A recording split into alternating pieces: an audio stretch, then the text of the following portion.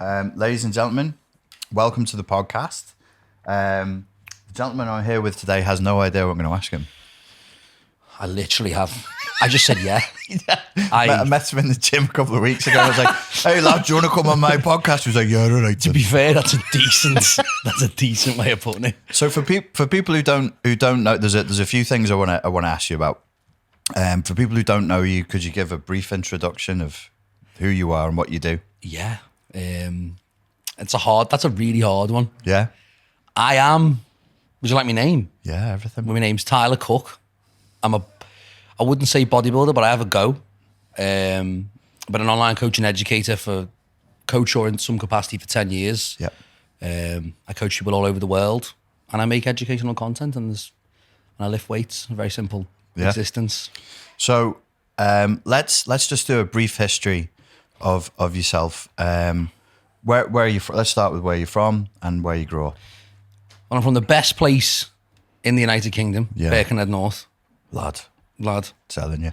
Best place to be from. So I was from there, Yeah. and I grew up around there pretty much the whole time. Yeah. Trained at all the different gyms in Birkenhead and hung around. And What was the first thing that you trained in? the first gym? The first any activity? Martial arts was the original. Martial arts. Is the Yeah, original. because I enjoyed martial arts, but I had a fascination at that point with Royal Marines. Okay. Still do, to be fair. I think Yeah. some of the most badass people in the world, to be fair, military servicemen and stuff. I've just released a podcast with Sam Logan from the Well, gym. people like that, mate, absolute badasses. Anyone, no matter what, gets my respect in that field. And that was my big obsession. So obviously, originally... Are you still ready for the Royal Marines? Yeah. I'm ready to go. Nice 200-yarder. I'd win in the push-ups. Absolutely. I think. Or a close quarter combat. You'd be like, listen, bring the enemy here. We'll say so, but if I get called out by any of them, I'm off, mate. I'm off. So it's like my mates always used to take the piss out of me. They used to try and get me to play football. I was like, I don't like it. I'm only into martial arts. And they forced me, so they put me in defence. And I was too violent. Which I was like, I told you I don't want to do this. They were like, well, stop that man from putting the ball in the goal. And I'm like, well, if I kick him in the legs, you won't be able to put it in the goal, will he? But then they started taking the pit. This is a long time ago because I'm a bit older. There was a line in Lord of the Rings from Gimli, the little warrior Gimli, who says, I'm very dangerous over short distances. And that's what they'd say to me when I was playing. I'm like, fuck off. So martial arts, what was the first martial arts that you trained in? I'd say seriously kickboxing, but I dabbled a little bit in judo. But young, but kickboxing, I would say. Anybody you had know from Birkenhead? Lee Charles. Oh, Everyone knows Lee Charles. Oh, you started with Lee Charles? Lee Charles, elite martial arts. Shit. Yeah. And was Darren there as well? Was Darren a co-instructor there? I think it might have been a bit after that. We're talking 10 at least years ago now. 10 years Price ago. Street, Birkenhead, elite martial arts. Right. Chris Ricks was there. Fucking hell, the difference in age between us. Because that used to be Warriors Gym. Micah Hearn. So he was on Price Street, and I don't know if Lee was in there, was he? Lee, I think, used to train there. Was it the same unit, or was it just near to each other? The one I went was just further down, so it could have been close though, because you've still got. I do a bit of Muay Thai now, and there's Thai Fist and Kilbride where Micah Hearn's gym used to be. Oh, okay. So you were training with Lee Charles, and you started out. You were 10 years old, did you say? No, I would have been 13, 14. Yeah, so originally I was 10 stone as well. I was 10 stone, which is a crazy. Lee's around my age, so okay. So I feel old now. So he was teaching you when you were 13. Yeah. That's Lee, awesome.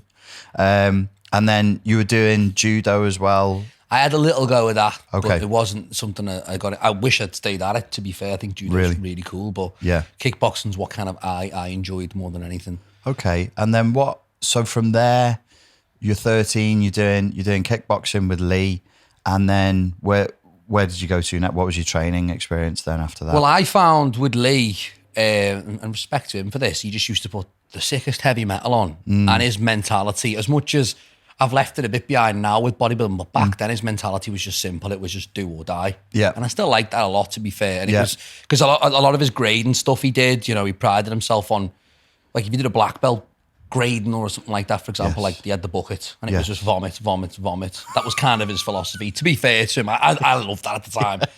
It was just very like, smash it to bits. And I don't know if you've ever seen his old training videos. All that stuff back in the day. He was like sledgehammering and things with gas masks on, and it was just all crazy. Very intense, wasn't it? It's just badass, isn't it? And that's what I was doing. So I did that, kickbox for that period of time. And I was young, I was light. And then I really do want to know when I started the gym properly, because I'd love to know. But in high school, 16 years old, you kind of start going on PE. And once every month or something like that. So if you're 16 years old, this is what, 2006, 2007, I want. No, 2012. Oh, was it? So, okay. Yeah, 2012. Right. Okay. I was on my second divorce then. Anyway. Yeah, you see some shit. Okay. So 2012, you're getting into the gym because things have changed. I think like when I was a kid, people did go to the gym, but it wasn't the thing that it is now. It's a very popular thing. I mean, I want to say even when I went to gym, it probably wasn't No. as big. I mean, I know it's more recent, but bodybuilding or fitness has absolutely exploded. Yeah, Probably hugely. post 2016, I'd have thought 2018. Yes. Yeah. Because even when I went, like, I don't know if you remember the original Body Power Expos, you probably do. Yeah. Originally, they were like the thing. Like, they were very niche. Everyone knew each other. It wasn't very mass marketed. And I did get to go to 2 of them until they really went downhill. Yes. And it's become all about like, everyone's in the boxies. Everyone's just weird, I felt like that anyway. You'll hear me say people are weird a lot, and then you'll look at me and go, well, he's very fucking weird. So, you know what I mean? I'm very like that with bodybuilding. So you started out in the gym when you were 16, 17, started moving weights around. For the Royal Marines, because I was actually going to try and join the Royal Marines. Oh, you were trying to join the Royal Marines? And they said, lad, get as bulked as you can. I was obsessed with it. Looking back, obviously, I always find it fascinating with people, and I say, you're either built for power or you're built for endurance. People go, well, I don't know which one I am. And I say, well, what did you do in high school? What was your athletic sport? And I did sprinting. Some people do long distance. So you kind of weirdly find your way in high school. You kind of find what you do. Definitely. So I was never any good at the running and all that. But that was never, I was the mindset thing. It was like, I'm going to fucking do this no matter what. Yep. Did all that, long story short, you can't join if you're on or have been prescribed medication in the last 5 years, as you probably know. So I couldn't do it because of that. Which What was the medication? It was, I don't even like saying the word because I'm really stigmatized by it, but it's ADHD medication. They won't take you if you've They won't had take you if you've had ADHD medication, no, they won't. 5 years off. No, so not 5 years. You can't say I haven't took it in 5. It's got to be medically, discharged 5 years. Oh, wow. Because you're obviously dependent on methylphenidate or whatever. I never even took the medication, to be honest, but they wouldn't. But they won't let you. You had it in your medical history that you were prescribed. So I got rid of that. Interesting, very interesting. I actually didn't know that they were that strict. Because obviously Ritalin prescription now is also, it's like gym usage, it's also exploded. ADHD diagnoses have exploded too. So, okay, when you got the ADHD diagnosis, do you know what that was caused by? Was there sort of behavioural issues or? I've got mad opinions on all that. I don't necessarily think it's massively. It's an advantage if it exists at all. Right. I just think it's a personality type. Right. It was just misbehaviour for me, being an absolute nugget In school. Yeah. And so they said you won't listen. Sedate you won't this concentrate. man, basically. Yeah. And I just put it down to judging monkeys on their ability to swim and fish's ability to climb a tree. It's just, school's not for some people, and that's that. I 100% agree. I don't think it needs medical intervention. I don't think it needs. Yeah. But parents push for that stuff. Schools push for that stuff. Well, that's. I worked in education for 5 years, and I'm very. I don't actually think ADHD is a valid medical entity, much like yourself. I agree. I think we're describing there's something. And what we're describing within ADHD is a thing that's consistently visible, but whether it actually exists as a discrete medical entity, I don't know. I've got my issues, but I think we all have. Yeah. And I don't think it, like you said, it's a specific thing you could put a label on or even manage with medication. I don't think it's possible. Yeah. Personally, so.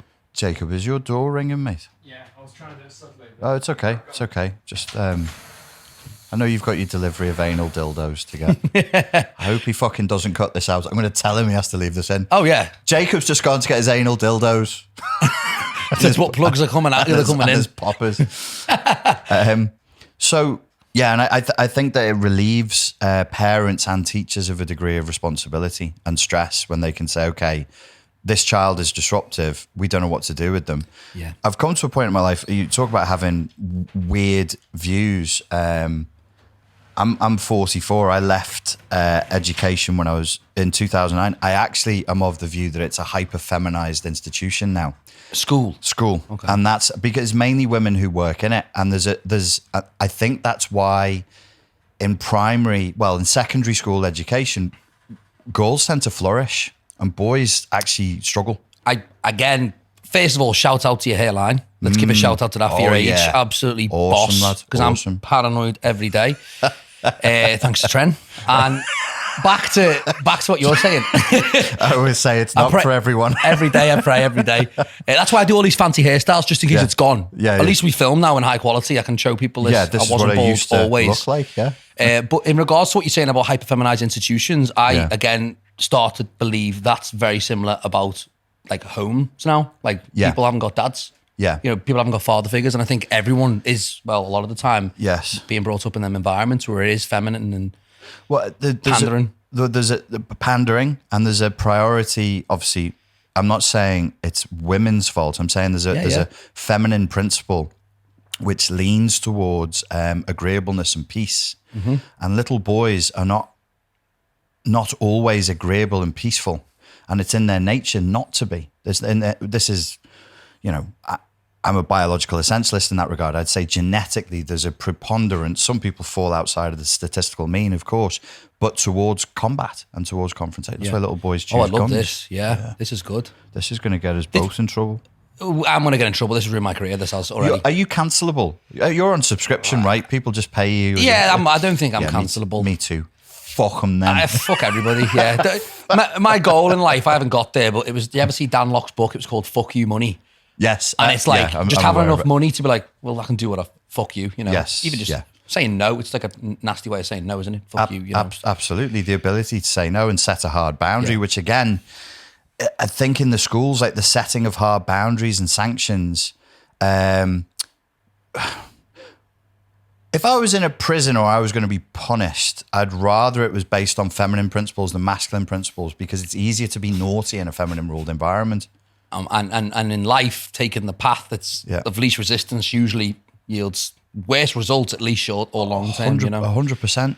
So my sense with ADHD, especially when it's prescribed in boys, is like I don't know what to do with these boys. Let's give them a thing that just makes them. And I also have a weird tendency to, and this is such a fascinating thing, and I've got to be careful what I say, but I've got to at least put out there that I'm from this background, so I feel like I can say it without being judgmental.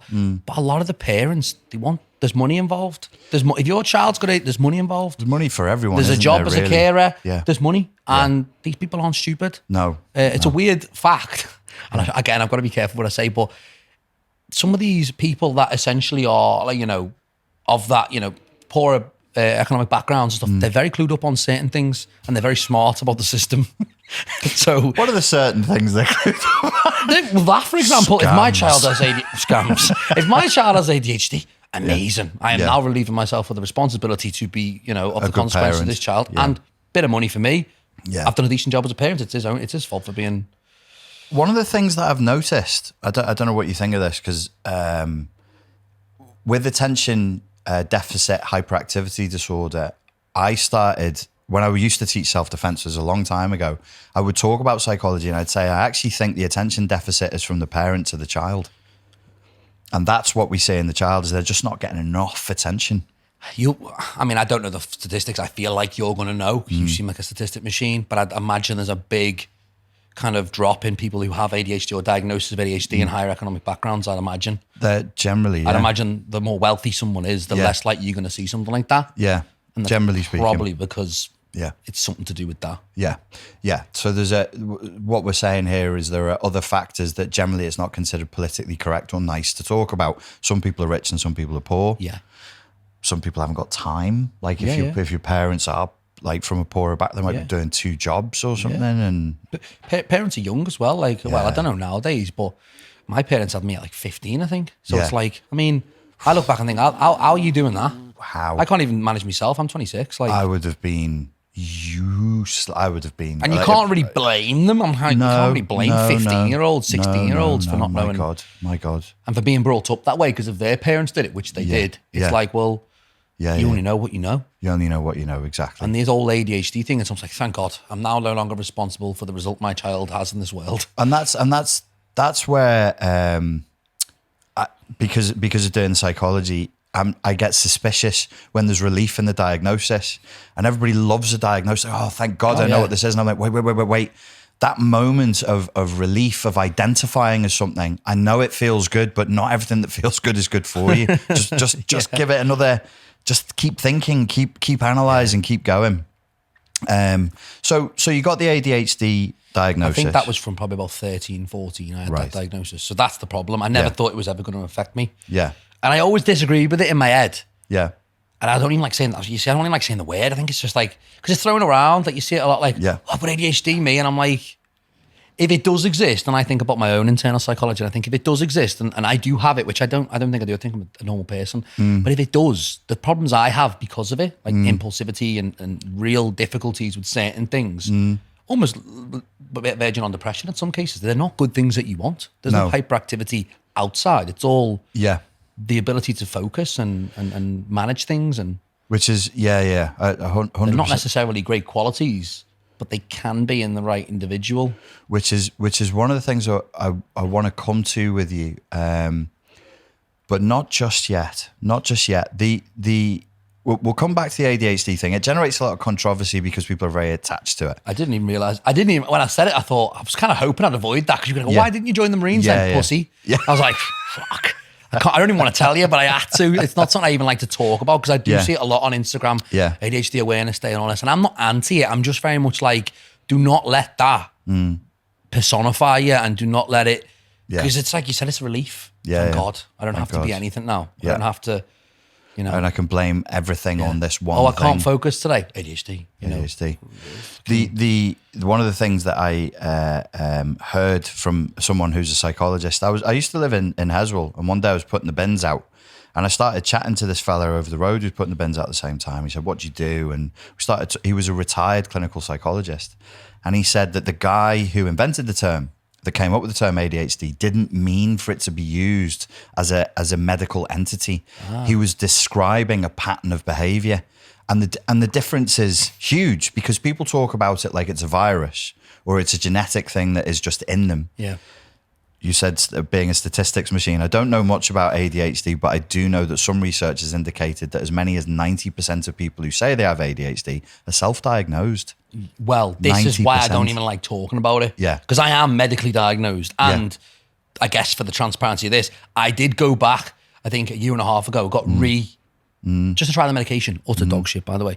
Just to try it. Yeah. And I so it's there, but I agree with you, mate. It's very self-diagnosed. Yes. I have got that, mate, or I think I've got that. Yes. Or I must have that. And I guess the more people say that, the more you realise that it's probably quite just a common behavioural pattern. Well, and the times we live in split our concentration, social media usage, tech usage. We know the psychology research is telling us our concentration spans are diminishing because we're dopamine addicted. So we want everything inside of 10 to 15 seconds, screaming, shouting. It needs to be sexually stimulating and funny and inspire outrage all at the same time. That's me, Jacob, sexually stimulating and inspiring outrage all at the same time. Well, this is why I come on the podcast. I was like, I'm going to get some sexually stimulating, inspiring reels. 30 you need to clip me up. I want some 30-second reels, man, discussing the world finishing it in 30 seconds, because that's what you're right, though. I'm not great on social media, but I've got into these reels and I'm like, people literally have to change. If they have to watch something for 30 seconds and then swipe, they can't. I put 2-minute reels up, no one cares. No one wants educating in 2 minutes. It's too long. Well, and there is a question of whether people even want to be educated now, because the world is moving on, and tech is accelerating the way people use the tech. Yeah. So it's corrupting us in a way. Coming back to your life, your experience there. So you found that you couldn't join the Marines. Yeah. You must have been pretty devastated. Yeah, it was disappointing for me, but I think in hindsight, like, it will not be a regret, because it just wouldn't happen. And I'd love to have that under my belt, because I think there's some badass people out there, but it's one of them. But getting into the gym and training, I was doing a bit of weights and obviously running as well. And I struggled with the running, but I excelled with the weights. And I started getting into that a little bit. And then I found Arnold and obviously the bodybuilding. So that was always in my mind. So by the time I gone to Lympstone and spoke to all these Marine officers and stuff like that, I'd already been a bit like, I think I want to go a bit further. Yes. And I love Marines, like I said, nothing against them. But I started looking at their bodies and going, you know what, I want to pursue that a bit more. Yes. So it kind of fell perfectly. Yes. Yes. Because it's a job probably more suited to people who are quite lean and light and doing the endurance stuff, right? Yeah, well, how they're built, I mean, they're just endurance machines and they're war machines at the end of the day. They don't need unnecessary weight. They don't need unnecessary muscle. Yeah. Any muscle they do have is very useful. And they look great. Like, obviously, like I get a bit warped in what I say looks great these days, but they do look fantastic. I just wanted a little bit more. Yes. And this is all still at 16 years old. So, I mean, I hadn't really seen any promise of being a good bodybuilder or anything at that point. Right. But, you know. So, at that point, where did you that led you into a road where you're starting to say, okay, there's a bit of there's more muscularity that I want to pursue. Yeah, and I enjoyed the training, the weight training. And you enjoyed the weight training? I enjoyed the weight training. The running I could never do. That's why I said the whole like look back to your childhood or look if you're a power-based athlete or endurance-based, because that tells you a lot about what you can be. I just never gelled well with endurance. Yeah. You know, I'll put it this way, I started running originally, like my first ever before picture, which I do have on Instagram, 1st of January 2012, when I started weight training properly. I was running and I must have ran for like 4 or 5 months. And my mate who smoked like, I'm not going to give him a shout out name wise, but he smoked a ton of weed, did nothing, couch potato, come on a run with me one day, smoked me. And I thought, I'm not good at this running. Yeah, he just destroyed me. Yeah. And I thought that is when I knew. I'm maybe fighting against the grain a bit. I should stick to the weights. My genetic gifts lie in another direction. Yeah. So then you started committing a little bit more to the bodybuilding, I guess. Well, I switched from there. We're on Met. I started going, right, let's get a PT qualification. Yeah. Because the original plan was, right, come off this medication, get myself off. And I did, 16 years old, got myself removed from the service. And then I thought, well, I've got 5 years. That was kind of a little thing. And I thought, well, what I want to do is I'm going to get my PT qualifications and that's going to fill me time up until, you know, if I want to try this again. Yeah. And then obviously I went to Wirral Met, obviously worked at Asda. I left school for Asda, which is like one of my proudest things I've ever done in my life, to be honest. Yeah, Asda lad. Love it, mate. I absolutely love the fact I've worked at Asda. I think it's the best. It's like Andrew Tate says, he's everywhere now on social media. Cobra Tate, he's everywhere. And he says, like, if you ever make it and be rich, it's only good if you're poor. Yeah. So I love the fact I've worked at Asda. It's my favourite thing. But yeah, I left college for Asda and then did my PT qualification alongside at 16, yeah. And then what was the, so moving into 17, 18, 19, what was the next chapter in your life all about? So looking backwards, it looks like I did it really well. So I guess if anyone's listening, it's kind of like, you'll think, wow, he did everything correct. Well, I didn't have a clue what I was doing. I just kind of went with what happened. And I worked at Asda for Christmas temp, whilst doing my PT qualification. They let me go, Asda let me go. Got a job at Holland & Barrett. You had a bag for Holland & Barrett when you walked in. So is that where you got them from? It is, yeah. There you go, man. I'm there. You're there, lad. I worked there, mate. So which Holland & Barrett? Birkenhead. Oh, okay. Obviously. Yeah. I wouldn't work anywhere else. And worked at Birkenhead Asda, Birkenhead Holland & Barrett. And this is again while doing my PT qualification. And then I started prepping for my first bodybuilding show, I think. I'm trying to think of the timeline here because I did that for about a year. Trying to think of the timeline because I competed first when I was 18 in August. So I'm trying to get the timeline right. But yeah, I did 17, Christmas when I was 17, it was Asda.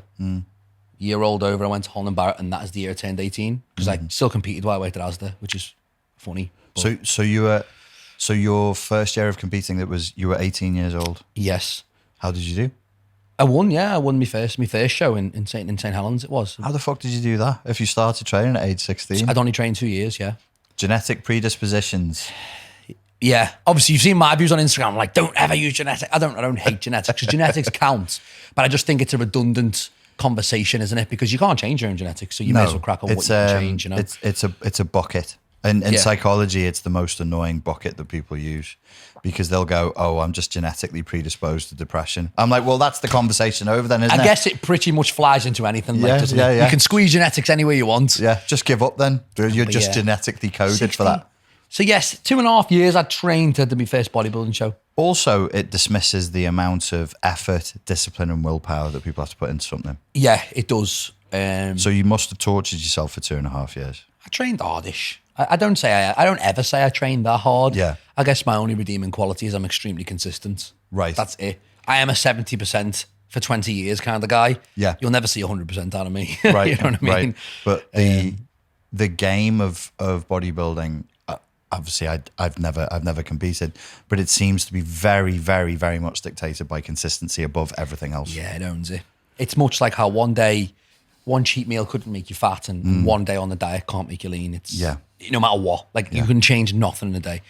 Biologically, nothing you can probably change in a day. But over the course of gradual built up days, weeks, months, then you can get see change. difference. It's strange, isn't it? The only times I've seen significant body change myself is when I've done these 75 hard challenges. Okay, yeah. Where you're training twice a day, 45 minutes. There's no days off. You can't train hard.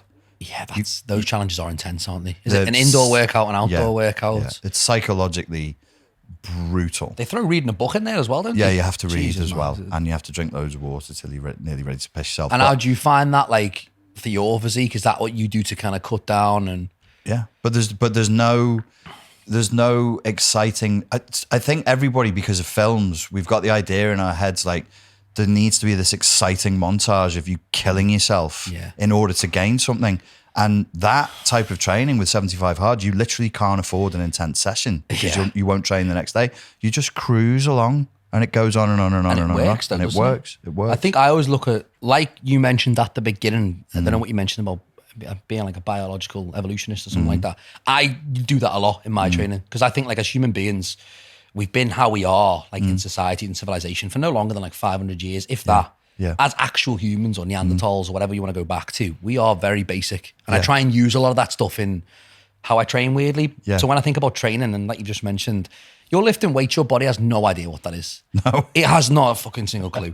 When you're doing a bench press, it has no idea. Right. All it thinks is, like, bro, if you don't get that off, we're going to die. Yeah. Like that's literally it. So I'm like, if you think about what you're doing to your body and you're squatting these mad weights, it's like, mate, you're going to die if you keep doing this. So you can actually put yourself in holes you can't recover from. Yeah. It doesn't know, it's just a bit of weights. Like it thinks it's failure. If you train beyond failure, you take your muscles beyond that level, it's death. Well, this is an interesting place to go to, I think. So what do you think then of,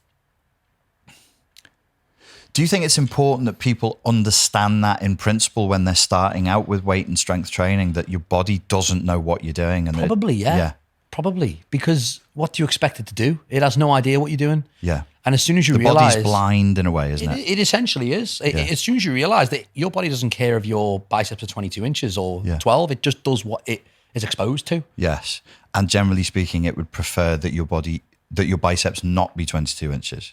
Theoretically, yes. Because it sees it as stress, right? Well, yeah, it's where anabolic steroids come in. Like that elevates the ceiling of what you can achieve because there's a limit to what your body will, your body's like, you're taking the piss now, mate. Your arms are pretty much, your arms are big enough. Come on. It's only when you add anabolic activity that it decides to, expand the horizon a little bit. Well, regarding like physical stress, do you think in gym culture we're a little bit too comfy with putting our body under stress and just getting bigger and bigger, which then creates more load stress? Well, I was about to say to you, what's interesting is you mentioned the 75 hard, and I was going to ask you how many times do you do the opposite? So you will do, and this is very common, big cuts or harsh cuts. How many times do you do harsh bulks? I'd probably guess, how many times have you done that? Are you specifically eating elevated level of calories? Listen, I don't need to specifically elevate my calories. That happens spontaneously, and it doesn't go on for 75 days. Well, it goes on for 150 days. Well, this is not what you're about. Like the culture of this is like, you kind of just do what you want and then go, well, I'm getting a bit, I'm now going to do 75 hard. Yeah. Bam. Yeah. Okay, and then there's no like, for you, I imagine, because bodybuilders do this, there's no periodic, right, this is a 6-month gain phase, this is a 6-month cut phase. And that's why people never really continue growing. Right. Because they only really focus on the cut element of fitness. Oh, so I don't think many people actually specifically expose themselves to elevated calories for prolonged periods of time while smashing themselves into the ground. It's very rare. People tend to only be motivated when there's a body fat loss element to it. It's very hard. I mean, it's very hard to do the bodybuilder thing where you just get essentially fat for no reason. So what percentage, say in the gym that we're training at, what percentage of people in there would you estimate? I never have, for example. I've incidentally bulked.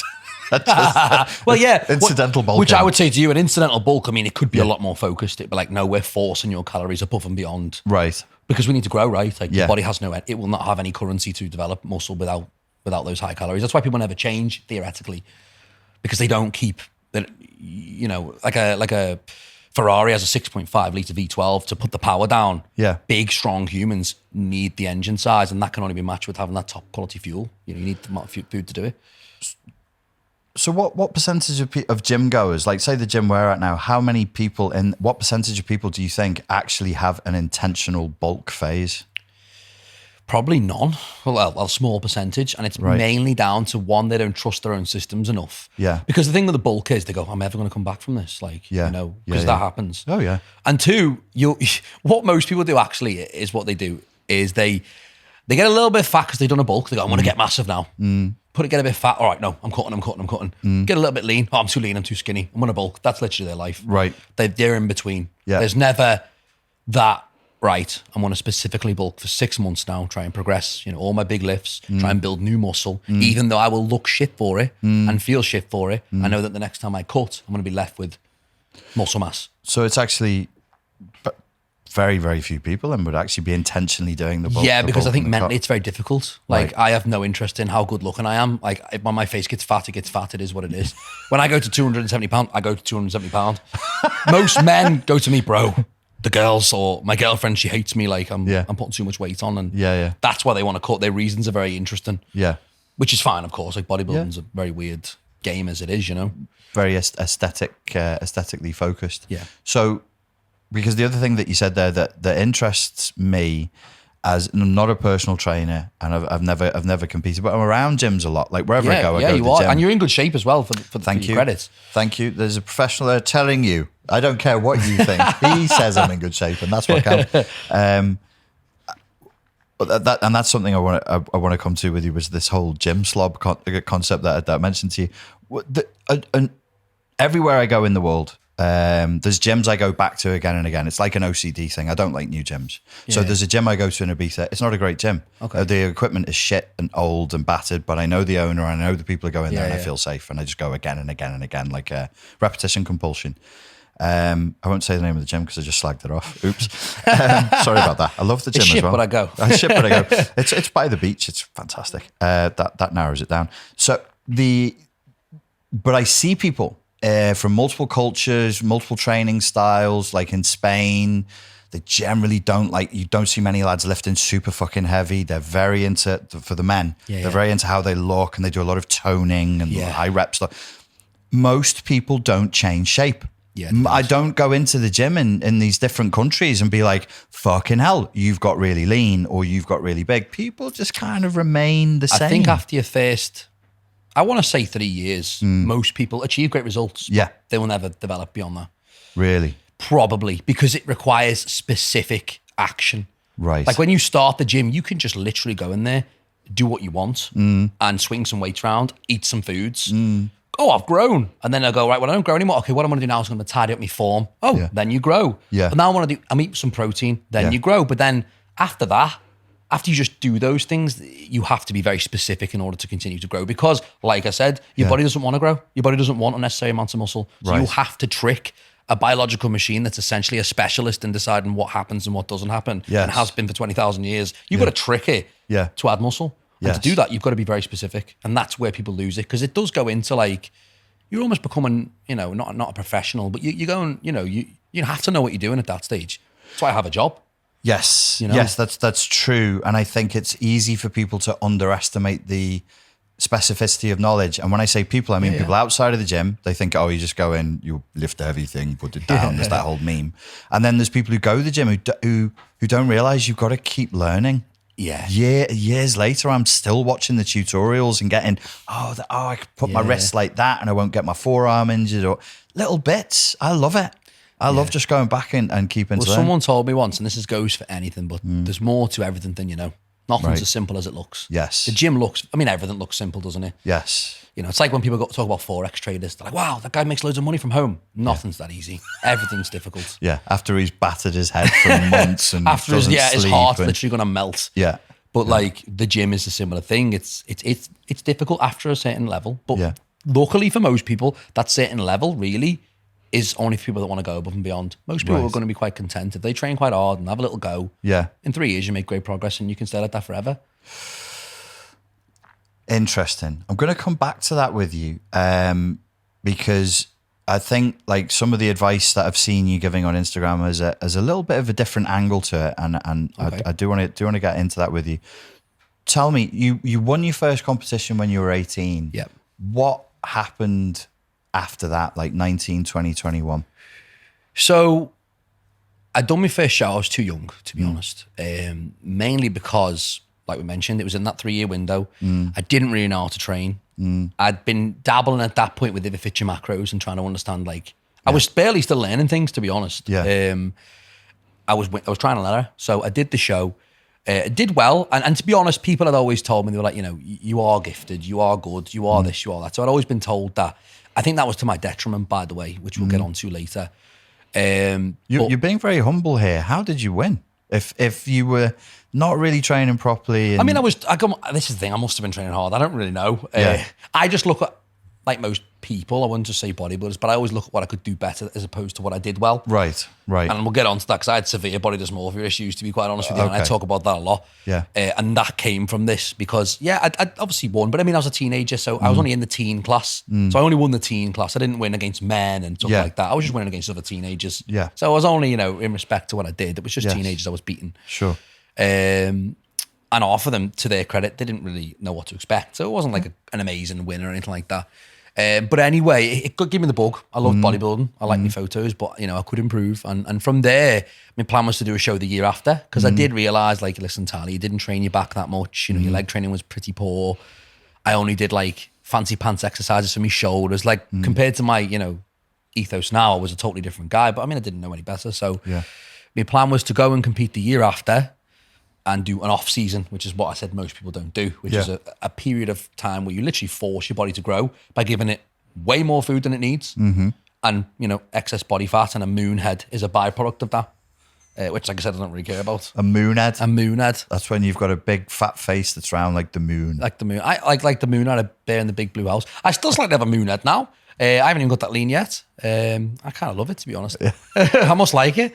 But yeah, I did that, obviously, going after it, and you know what? I made amazing progress that time because at that point I learned progressive overload, and I'm sure you must have spoken about that a million times. But this, I can remember the defining moment when the fitness industry kind of figured it out, because I like to think I come into it at quite an interesting time. If it fits your macros was just kind of becoming a thing with Lane Norton, and progressive overload was kind of being pushed by Jordan Peters, but really it was owned and underpinned by Mike Menser and Dorian Yates, and that was kind of getting in the. Everyone's like, hang on, like, if you progress this, because before then, in the 2000s, I wouldn't know. People, I think, were just winging it.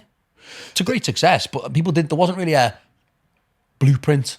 I've heard different, I wasn't involved back then enough to know, and sometimes legends are formed. I've heard people saying that the Russians and the Chinese were doing it. What, progressively? I mean, they probably was, to be honest, Yeah, but that it was competition level. I don't know. It's such a...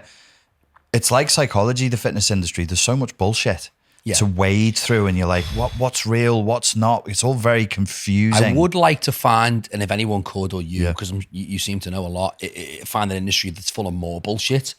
I think the fitness industry is full of bullshit, and I think it's because the bullshit makes sense. Yeah. Like when you say full calorie Coke is better than Diet Coke because Diet Coke's got chemicals that cause cancer, that just makes sense. Yeah. Even though it's not true. It doesn't matter that it's not true. It makes sense, it makes sense. It sounds right. Yeah, it makes sense that it's bad. Like a lot of these myths, the problem with them, and I said to someone about the Diet Coke thing, funnily enough, and when it was proven with all the papers and research years ago, when we proven it, aspartame doesn't cause cancer and it's nothing to be concerned about, I thought that's going to be the end of it. I thought no one ever going to say to me again, I don't drink that diet shit. It still happens to this day. In fact, not long ago, I don't drink Diet Coke. You're joking? Like it's full of aspartame. I was thinking, seriously, like no one's still, this is not going away. And it doesn't. Isn't it strange how some things stick? You know the original concept of a meme, obviously we think of it now as like a funny picture you share. It's Richard Dawkins created it. Really? And it's a gene, but it's a mental gene. It's his concept from quite a long time ago. I think the 90s or maybe even the 80s. Professor, he's a famous atheist speaker. Richard Dawkins. Yeah, I read the Chariot of the Gods. Yeah. Oh, okay. Yeah, I know him, yeah. I didn't know he made that up. Is that Chariot of the Or Gods? is it... Are you thinking of Graham Hancock? No, what's Richard Dawkins' book, the other one? The Selfish Gene was one that he wrote. Help us out, Jacob. He has another one, yeah. Oh, just like Joe Rogan, where we can summon the... Yeah. Oh, yeah. wow.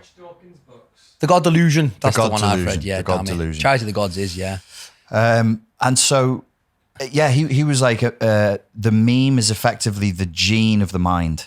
So when we have an idea, some ideas are genetically strong and genetically dominant, and they replicate.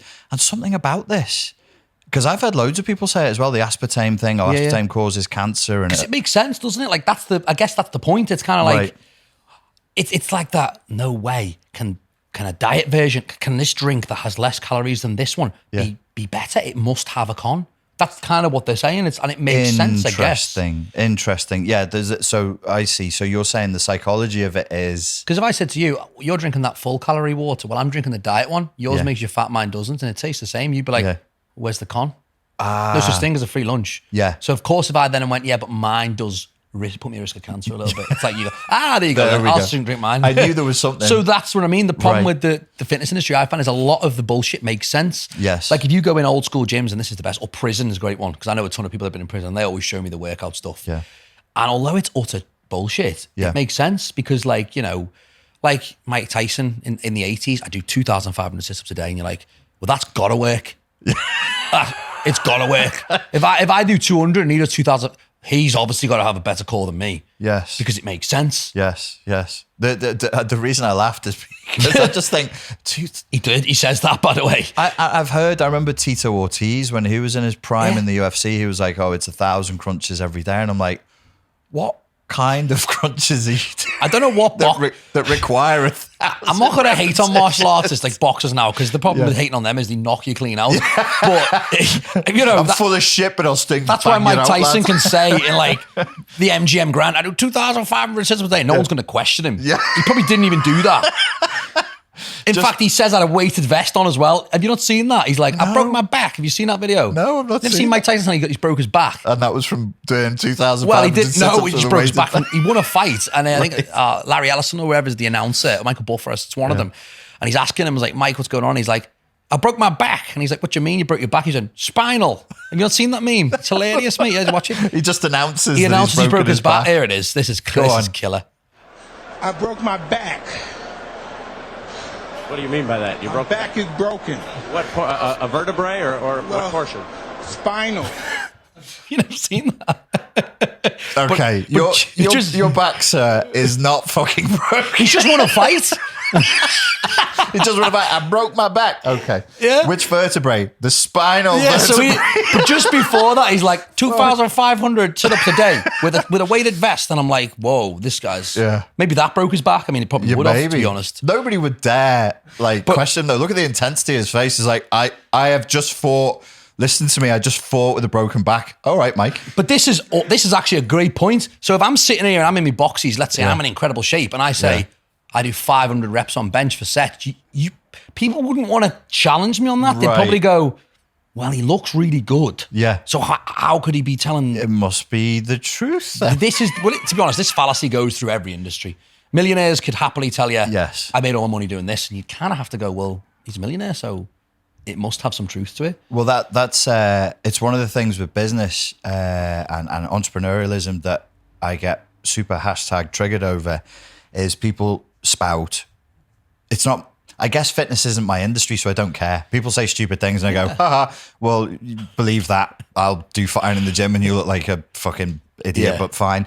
But when people come to me and they're trying to set up a business and then they'll say, my uncle told me that income tax is at this, or I watched a YouTube video and it said this, and I'm just like, I want to kill you. The Dunning-Kruger effect is the ultimate, like, because this is the thing. I'll get onto my body dysmorphia, I'm sure, in a minute, but they believe it with such passion. When you've got no knowledge, your confidence is on the moon, mate. Like, right. I find that's the way.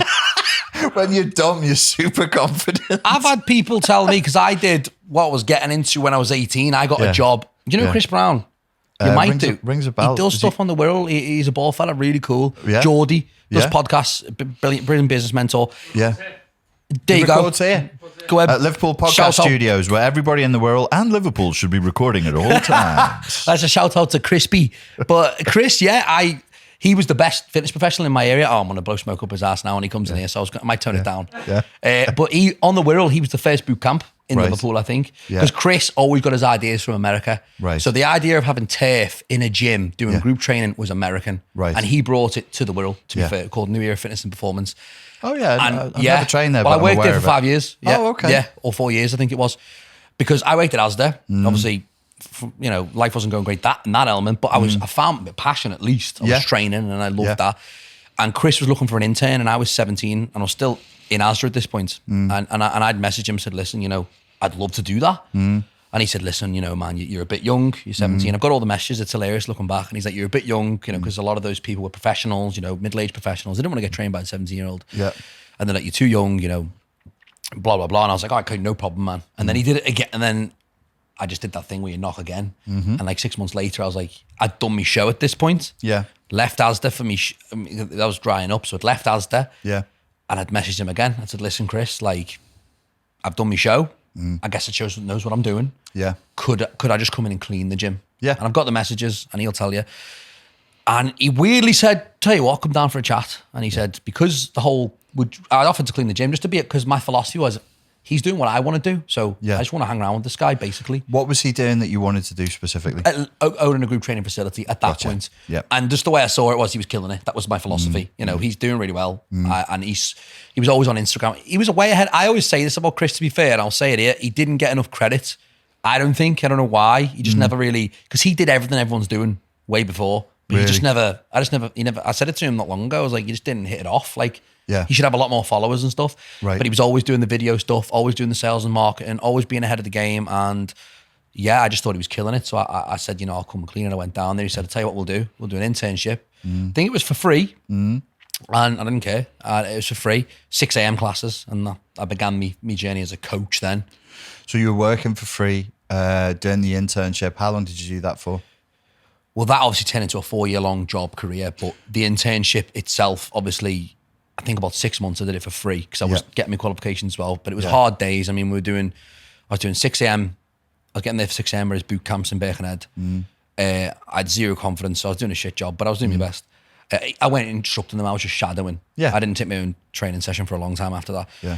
And then I was obviously doing my qualification where I met, and I was also doing a few shifts Holland Barrett. So it was like I was doing a bit of. What I like about this story though is you're doing you're doing normal jobs. You're working in a shop, you're stacking shelves, or you're at the till in Holland and Barrett selling people nonsense like the ashwagandha that I just bought. Yeah, I shouldn't really announce it because I've sold some people some shit in that shop. Well, and I'm you've scared not- they'll come back for Listen, me. we've Raspberry ketones, I'm sorry. Sorry for the I'm raspberry fucking keto. sorry. There was this guy that come in, I think his name was Danny, he's a unit, and I remember going, what are these raspberry ketones like then? And I was just this kid behind the counter thinking, yeah, the boss, mate, yeah. They're really good. Eat them. It's his fault for falling for it, but I was, yeah. It's his fault. Caveat emptor, buyer beware, la. Yeah. And also, so you work in a normal job, which keeps you humble. I'm not keen on people who either have never worked a normal job or look down on it. Yeah. Because they get weird ideas. They get funny ideas about how the world works. Yeah. Absolutely, mate. I've worked bars, I've done security work, I've cleaned toilets, and I think when things suck when you're running your own business, like I have a whinge inside my own head. I'm like, oh, the customers didn't do it. And I'm like, would you like to go and clean toilets again, you dumb fuck? And I'm like, no, actually, this is quite nice. I'm working on grass because the place I'm in now, man, I'm on a different planet. Like, I'm absolutely grateful for some of the things I'm thinking about doing. I'm like, are you seriously? Like, that's insane. Like, some of the stuff I'm doing, I've never seen, and I'm proud of that. But it is also very much like I remember the pain in me gut when I seen a teacher in Ulster, and I thought, oh my God, I'm that kid that's the ADHD kid now works at Ulster. Like, then teachers must be like, that dickhead, you know, stacking the lasagnas. Because I was on the chilled section with all like the yogurts and stuff, and I'd seen people there, and I just thought, shit, like that hurts. So you felt that twinge of shame and like, which is nothing shameful about that job, Yeah, but yeah. I just, for me, it just wasn't. I just knew it wasn't right, and I had teachers walk up to me on the door in Liverpool. Well, what teachers? One teacher did it. He went fucking berserk because the school had put me forward for Oxford. And then 3 years later, I was fat, addicted to Coke on steroids on the door. Our delivery was like, Grannon! And I went back to being 14 and nearly shit myself. And I was the head doorman on the door I was on. I was like, fucking hell. Yeah. And he was like, what are you doing? What are you doing with your life? I was like, oh, I'm sorry, sir. Went back to calling him sir. I was like, it's only temporary. I'm going to join the army in a minute. But just for now, I just need to keep doing what I'm doing, man. Spare me $1. But that kind of experience grounds you. And also you did an internship. So you understand working for free. Yeah, I'm proud so that you can build a craft. It'll give me everything I know. Like, people talk to me now about my online coaching, and although the following and stuff, it all came together, but my online coaching, my knowledge, literally everything I have came from that. I free up working for free. Please rewind that and listen to it again if you want to start your own online business. Don't be listening to twats online who are going to tell you you're going to be on 20 mil a year inside if you just follow their system and give them $2,000. You've got to build from, I think, from nothing. You have to have the humility to work for free. I say that to people when they want instruction on building their own online business. I'm like, work for free for a year or work for 1/3 of the price you'd like to. And the colour just drains out their face. They're like, not me. You mustn't know me. I'm like, no, I don't know you, and no fucker does, and no one will. No one gives a shit about you. There is a lot of entitlement now. It's ridiculous. I've got a friend that owns a cafe in West Kirby, incredible cafe. I'm not going to name it in case what I say is not right. But, he has people coming to work for him. Yeah. And the mentality now for people, waiting on and stuff, which is not a shameful job, but they're very much like, one, bit of drama. I'm leaving. You need me. I don't need you. It's very which is fine. Maybe you do, but it's not going to get you any friends, and it's not going to get you very far. This is a new concept cafe on Banks Road. I was just in West Kirby this morning. Oh, was you? No, it's not that one. Oh, okay. But just in case, because he just has a lot of staff problems. People are just leaving, left, right, and centre, because they just don't like. They're just like, no, I'm not working like this. No, it's too busy. Well, I would say, and I used to say, it's a millennial problem. It's a generational problem. It's millennial and Gen Z. But the fact is, what generation am I? I'm 96. I always wonder. You're millennial. I'm millennial. Yeah. So you have the entitlement, but you're not obsessed with pronouns. Yeah. That's terrible generalization. I regret none of it, and I take none of it back. To me, I think my generation, 96 area, it's very weird because we are essentially millennials. But I was very much like, I didn't have a phone or anything like that until I was at least. You're from the north end of Birkenhead, mate. Okay, yeah, I'm from the north end. So that Laird Street, shout out Dixie Dean. That moderates a lot. I want to be the coolest person ever from the north end of Birkenhead, and you would think that's easy. It's not. Dixie Dean's from the north end of Birkenhead. I'm not an Everton fan, but he's a big deal. Yeah. So it's not true to say it's a millennial and a Gen Z thing, though. I think the whole culture has become millennial because we all consume social media that was created by millennials slightly younger than me, 5 years younger than me. Yeah. And it's informed everything. So now there's probably 50-year-olds who've tried to work there who won't have the resilience. Yeah. People just approach work with the wrong attitude. It's really strange. It freaks me out. The way people think of money and work and business and entrepreneurialism. Yeah. It's it makes me very pessimistic about the future of our economy. I go back to my old what I said to you before. I go back to the prehistoric days, and I go, what did we do as people? Yeah, we hunted. Did we find food? What happened? We kept going. There was no. Oh, there's no boar. That's how we are, and that grounds me. It's what I need. Like, I need that, and I sometimes wonder if the reason we get cranky when we're hungry is because that's like an extra surge of testosterone or something to keep hunting the thing, just keep fucking going. Man, I go back to this all the time because I think, how long have we been like this, and how long have we been Neanderthal, Homo sapiens, and we were there a lot longer. So we are still there. Shin paradox kind of, philosophy. And I think that is I try and put that into life as much as I can, relationships and things like that, because we're a lot more animal than we believe. And I'm surprised with the millennial thing because it's almost anti-evolutionary. It's like, I'm not going to work hard because I shouldn't have to. It's like, well, that's not right. You'd be dead. Well, you'd be eaten. Then you're into the dystopian realms of like Dostoevsky, Nietzsche and Spengler and Kierkegaard, where they would say civilization has reached such a peak that we've got, there's a fancy term for it. It's no longer a drive to life. It's called a thenotic drive, where we actually want to be sterile. Yeah. And we don't seek to flourish anymore. There's you just said, it's inverted now. You should want to have kids and get married and propagate and have this red-blooded attitude to your nation, to your species. It's all gone. It's all muted. And it's because they would, Spengler specifically would claim, we've hit a civilizational peak and now the instinct reverses. Well, I've never read about that and I'd love to, because that's, Yeah. I think that's great. It's really cool. Because I even look back at just, we could go into this all day, but whether it's patriotism or people's belief in their family name or all these things which just feel so natural as like, well, men in particular, I think, like carrying on your family name and legacy and honor. And it's like, it's all gone. Yeah. It's all just a bit like, I get pessimistic. I think, what's the point? I do ask that a lot. Yeah, I'm like, yeah. it's all quite pointless. Yeah, that's, well, I mean, I don't have kids, and I am a symptomatic of what Nietzsche called the last man, Kierkegaard called the mass man, and this guy Spengler calls it the sterile man. Like that drive to continue on. I have to be honest, it's really not in me, because I see cost. I look at the culture I'm in, I'm like, that cost me. I think I've taken on enough burdens for now. And I just don't want to take on another thankless task that everybody, I'm not only will I not be rewarded for it, but feminists are going to run up to me and go, fuck you, because this is all patriarchy. I'm like, I'm sorry I exist. I think the patriarchy thing is bullshit, man. I think it's bullshit. I don't know who these people, what I say about the internet is, because I meet people a lot, and I actually love this kind of conversation. I didn't expect we'd have a lot of this, but I love this kind of conversation. And do you know what? And it's same with racist stuff as well. I never meet anyone that propagates the views you see on the internet. I never meet anyone. It's almost like they don't exist. Fucking exist. Except everyone's so fair. Everyone's so reasonable. Yeah. I speak to people about George Floyd, Black Lives Matter. Everyone's reasonable. Yeah. But then you go on the internet, and it's almost like the algorithm churns up this hateful demon. And they got red hair, and they're just like saying the craziest things. And I'm like, where are these people? Who are these people? Yeah. No, I think that we're not racist, but we can all agree red-haired people are the worst. They're fucking, yes, they're fucking strange. They are like. Except if they're female, in which case slide into my DMs.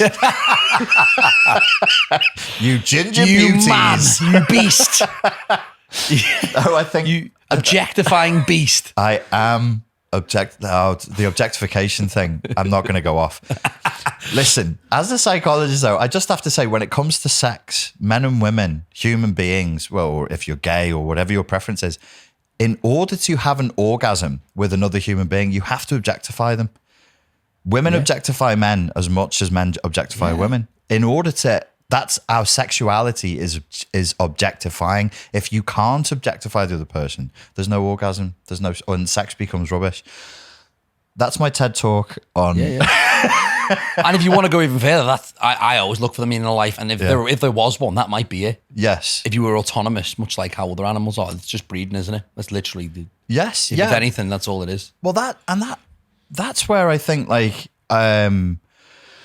what I'm interested in what you do. I'm interested in the results that you've created, because I do see this tendency towards sterilization, and the sterilization is kind of like, it's a joylessness, and I worry about your generation. Like, I see people in their 20s and late 20s. I don't think we're going to have relationships. I don't think relationships in my generation are possible.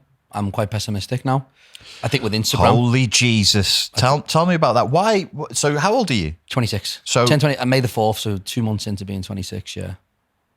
You're 26. What? I do look about 35. That does get said. The internet, yeah. What's it like being a 26-year-old man now? I think, well, I live a weird existence, though. I'm not very social. I'm drank since I was 15. Right. I just do my thing. Yeah. But I think what I'm finding as I get older, like I said about the relationship thing, is we are in a fucking mess, and I don't think we realise. Yeah. I mean, I'm also very grateful for the internet, because it's given me without the internet, I'd probably be at Asda. Yeah. It's, well, you know what I mean? I wouldn't live the life I live now. But we are in trouble. I think the internet's made it so that we always look at what we don't have instead of what we do. The world's massive now. You know, people can always demand your time. Like, if someone rings me and I don't answer, they're like, where are you? What are you doing? It's like, well, something. What is that? Like, what is that? Like, I have to be available all the time, and if not, because you're an object. Yeah, well, you're being objectified by your friends, aren't you? It's true though. If you send someone a message and I read it and I don't reply, you're almost like, wow, what a dick. Yeah. When in reality, you don't know how many other people are sending that message. Or I just think the way the social media's gone, it is very, and it's weird, because I have the whole blue tick thing on Instagram, and I don't give a single shit about it, but people talk to me about that all the time, as if it's some special thing. I'm like, mate, you do realize it's literally just a platform telling me, Yeah. you know, it's not what people think it's some insane thing that Yes. makes me important or something. Well, it could be just purely conjecture. I suspect sometimes it's quasi-religious because we don't have religion now. The blue tick maybe is like the hand of God has touched you or some fucking insane thing. People act like that. I mean, I They forget. do, though, I don't forget they? about it half the time. I mean, Yeah. I like to think my business is built on like amazing results and successful marketing, but there's a part of me that just thinks you got a blue tick, mate. People just want to pay you. Yes. And that hurts, but Yeah, you because know, it's really... so I'm one of the few. I don't think there's many coaches in the United Kingdom, fitness coaches, that have a verified badge. It's very hard to get. It's very, very hard to get. Which is weird. I had one and then started posting very funny memes. Did you really?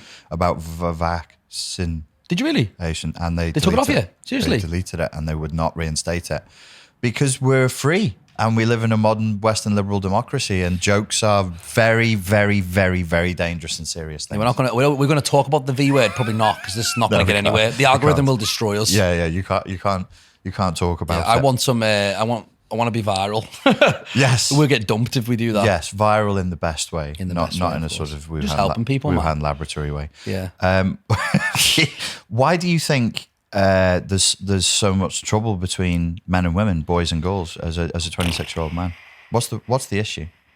I'm not a genius, but I don't really know the answers. But I just think that it's never been right anyway. Okay. Like, in the 1900s, 1800s, women were essentially just slaves. They were Right. forced to marry whoever, and that was that. If you didn't stay with them, God's going to roast you in hell. So they had no choice. Yeah. So that's why relationships were quite successful. Like a lot of people go, oh, my nan and granddad were together 70 years. Yeah, well, your granddad probably like chinned her every time she got out of line, and she couldn't leave anyway. Yeah, so yeah. don't over-romanticize that. Yeah.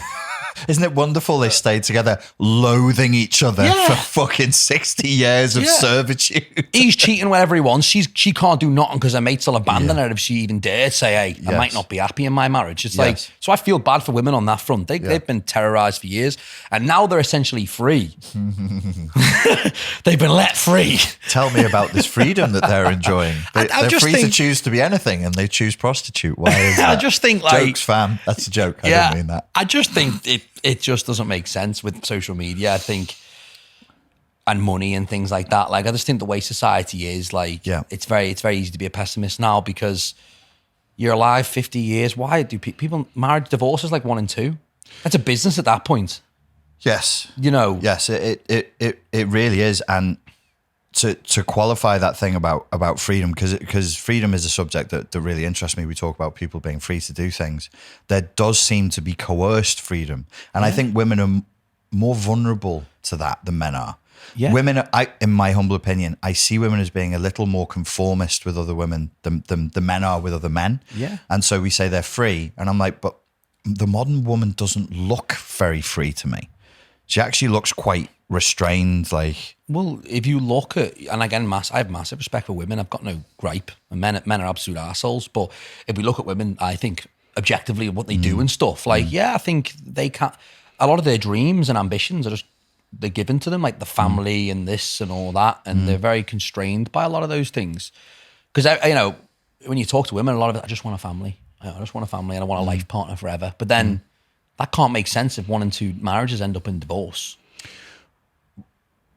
You're not a specialist on it. I'm asking you to pontificate about something that I'm you're absolutely not. not, yeah. But I like to hear people's ideas on that. Why do you think so many marriages end in divorce? Well, this is what I was getting to about the social media. I think because of social media, we look at what we haven't got instead of what we have. We're all guilty of it. We do. I try and spend the single day where I don't go, oh, I'd love that. Like, you know, it's impossible. And I think men and women, there's just people everywhere.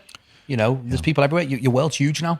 There's a new woman that you find on Instagram every day. There's a new guy messaging your girlfriend every day. It's like, there's just so much choice. And relationships aren't perfect. Friendships aren't perfect. And you don't even see your mates half the time. And I think you're nudged ever so often, like, she doesn't do this for you. He doesn't do that for me. But that guy will, you know, and there's just too much choice. And I think if you look at it, it's bled into the older generation. I always look at that. Like, I look at the older generation who got Facebook.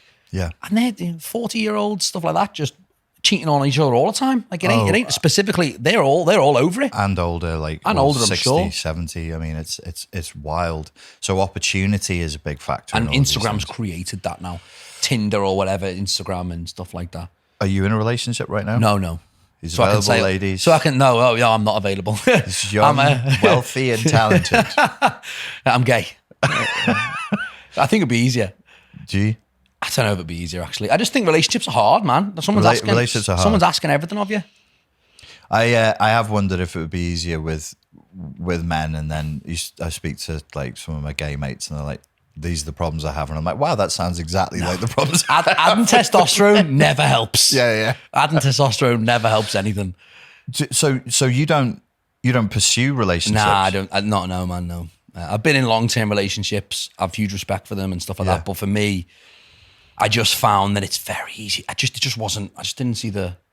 Marriage to me seems like I want to sound like one of them weirdos now who smokes too much weed, but marriage seems like a government-run sham. You know, it doesn't really make sense. We're not religious anymore, so I don't see the religious-based connection. Yeah, it ends in a lot of the time. It ends in divorce. It's just a business transaction now. Yes. You're asking the government, "Can I love this woman?" It just doesn't make sense. No, I 100% agree with you, and I am of the same mindset. I don't like weed, but I am that weed smoking friend who was like, "Oh, 9/11 was an inside job." I try not to go too far on that stuff, but I am very like that. Yeah. But I the same thing. I'm like, this is a government mandated, legally binding contract that says that I love you. It's a contract. Yeah, that's literally what it is. And then I just think then it ends in financial this and all that. I just think it's very weird. And with Kanye West said it best, and I watched him on Joe Rogan. A lot of people don't.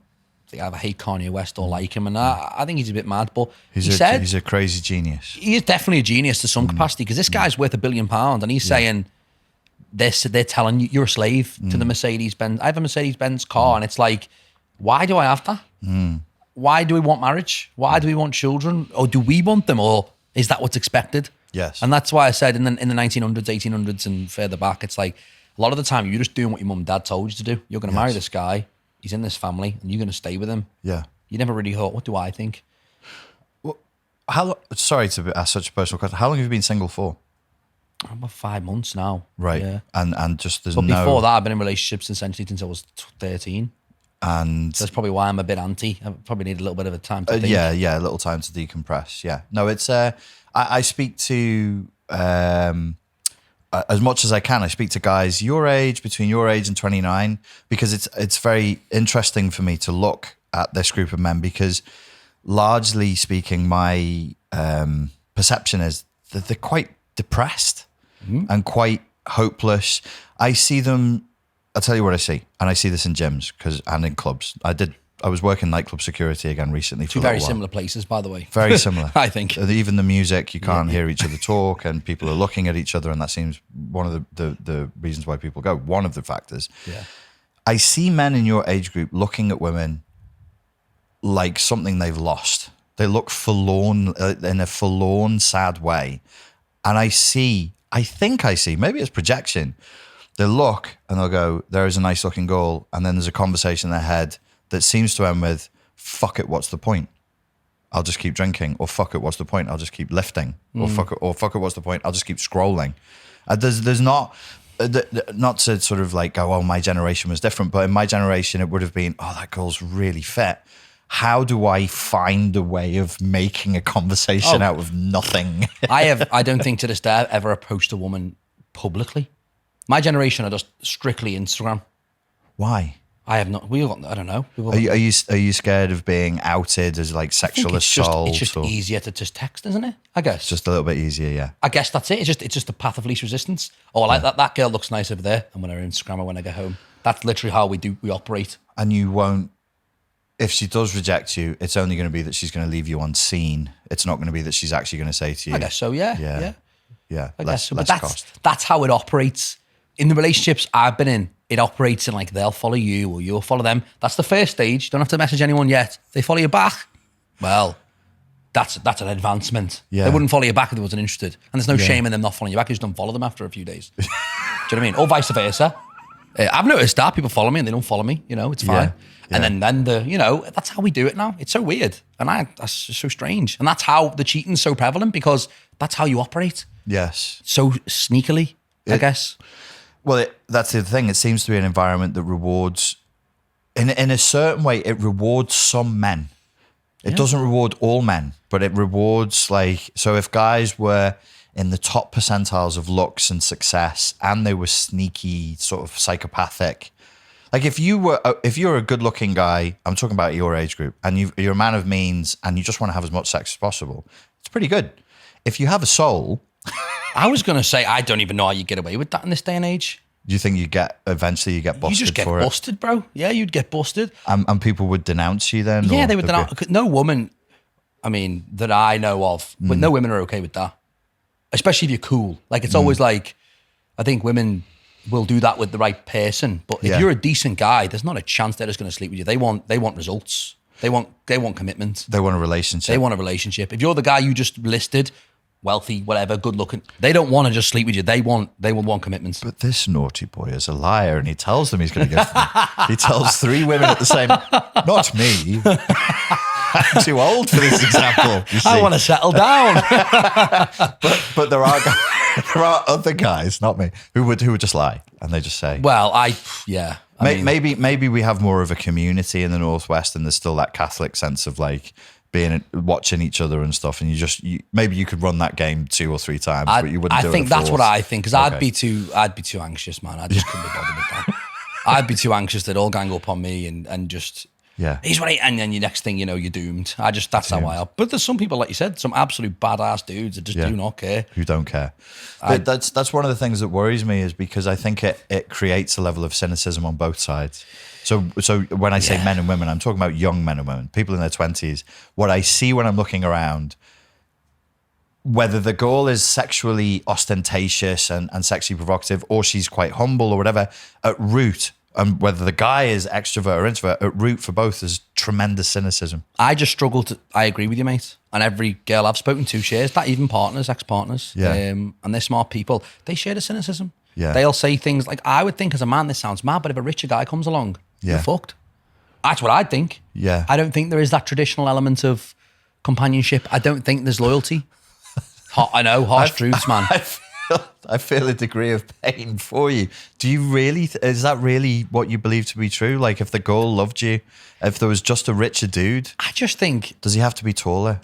Maybe he might be taller. Maybe like a 12-inch dong or something. But this is why I lift weights, because theoretically he could be everything I'm not. But if I have better calves, I can fucking sleep.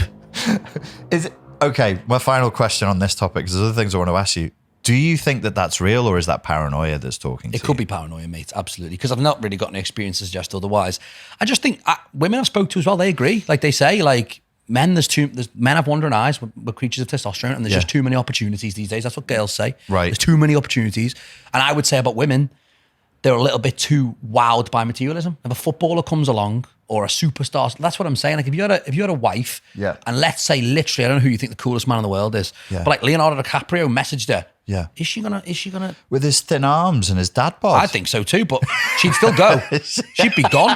Do you know? Well, that's what I'd think. Yeah. I don't think we're as untouchable as we are anymore, because people are put on pedestals. Right. I don't think back in the day there was pedestal. In the 50s, Elvis and all that. But like it's now there's so many people, like, and there's a structure, there's a hierarchy, and there's a lot more people on the ladder. You know what I mean? Not more rungs to the ladder that could, I guess, in my head, just. No, I mean, snatch up your girl, kind of thing. Well, and the proof of the pudding is in the eating. Like I say, I feel like that's a terrible cynicism, but I'm sat here single, and maybe on some level, maybe I do believe that, and I just haven't accessed it consciously. I mean, I'm not saying that. Yeah, I mean, but I also just think like it's a case of I had a good point and I've lost it, but it was going to be good. But that's the ADHD kicking in, which is genetic. Only happened once, and it's genetic, and if I lose in life, that's why. There's certain things I want to ask you about. I remembered it.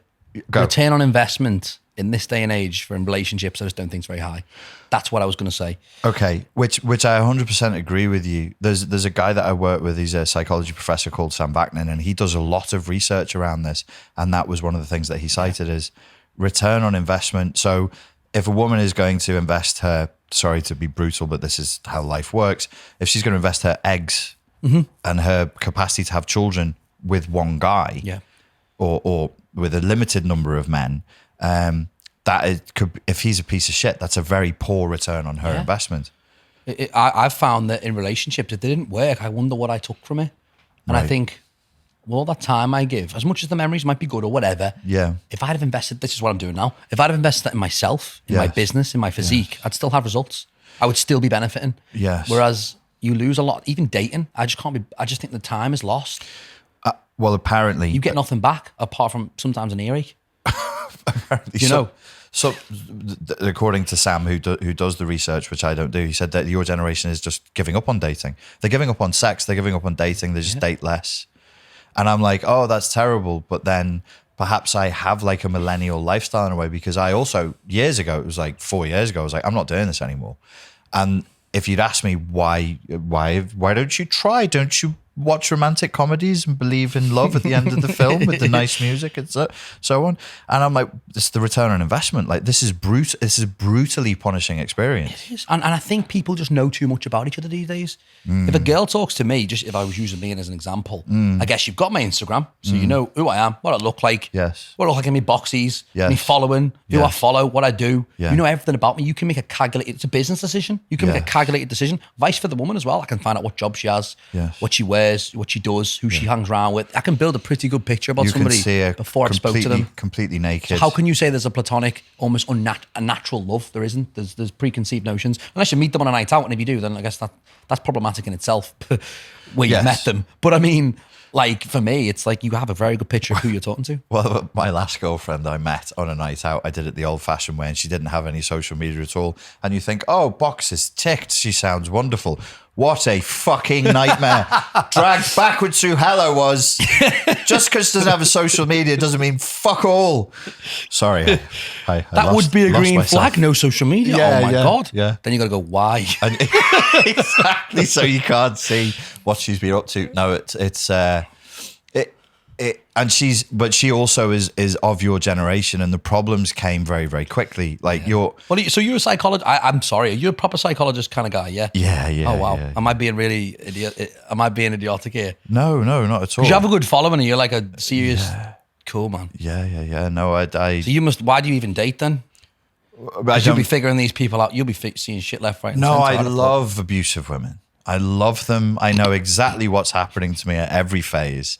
I really like. Are you familiar with the term borderline personality disorder? Not to an extent. I'd like to know. It's like, well, men typically are narcissists and women typically are borderline. They're very like an emotional dysregulator.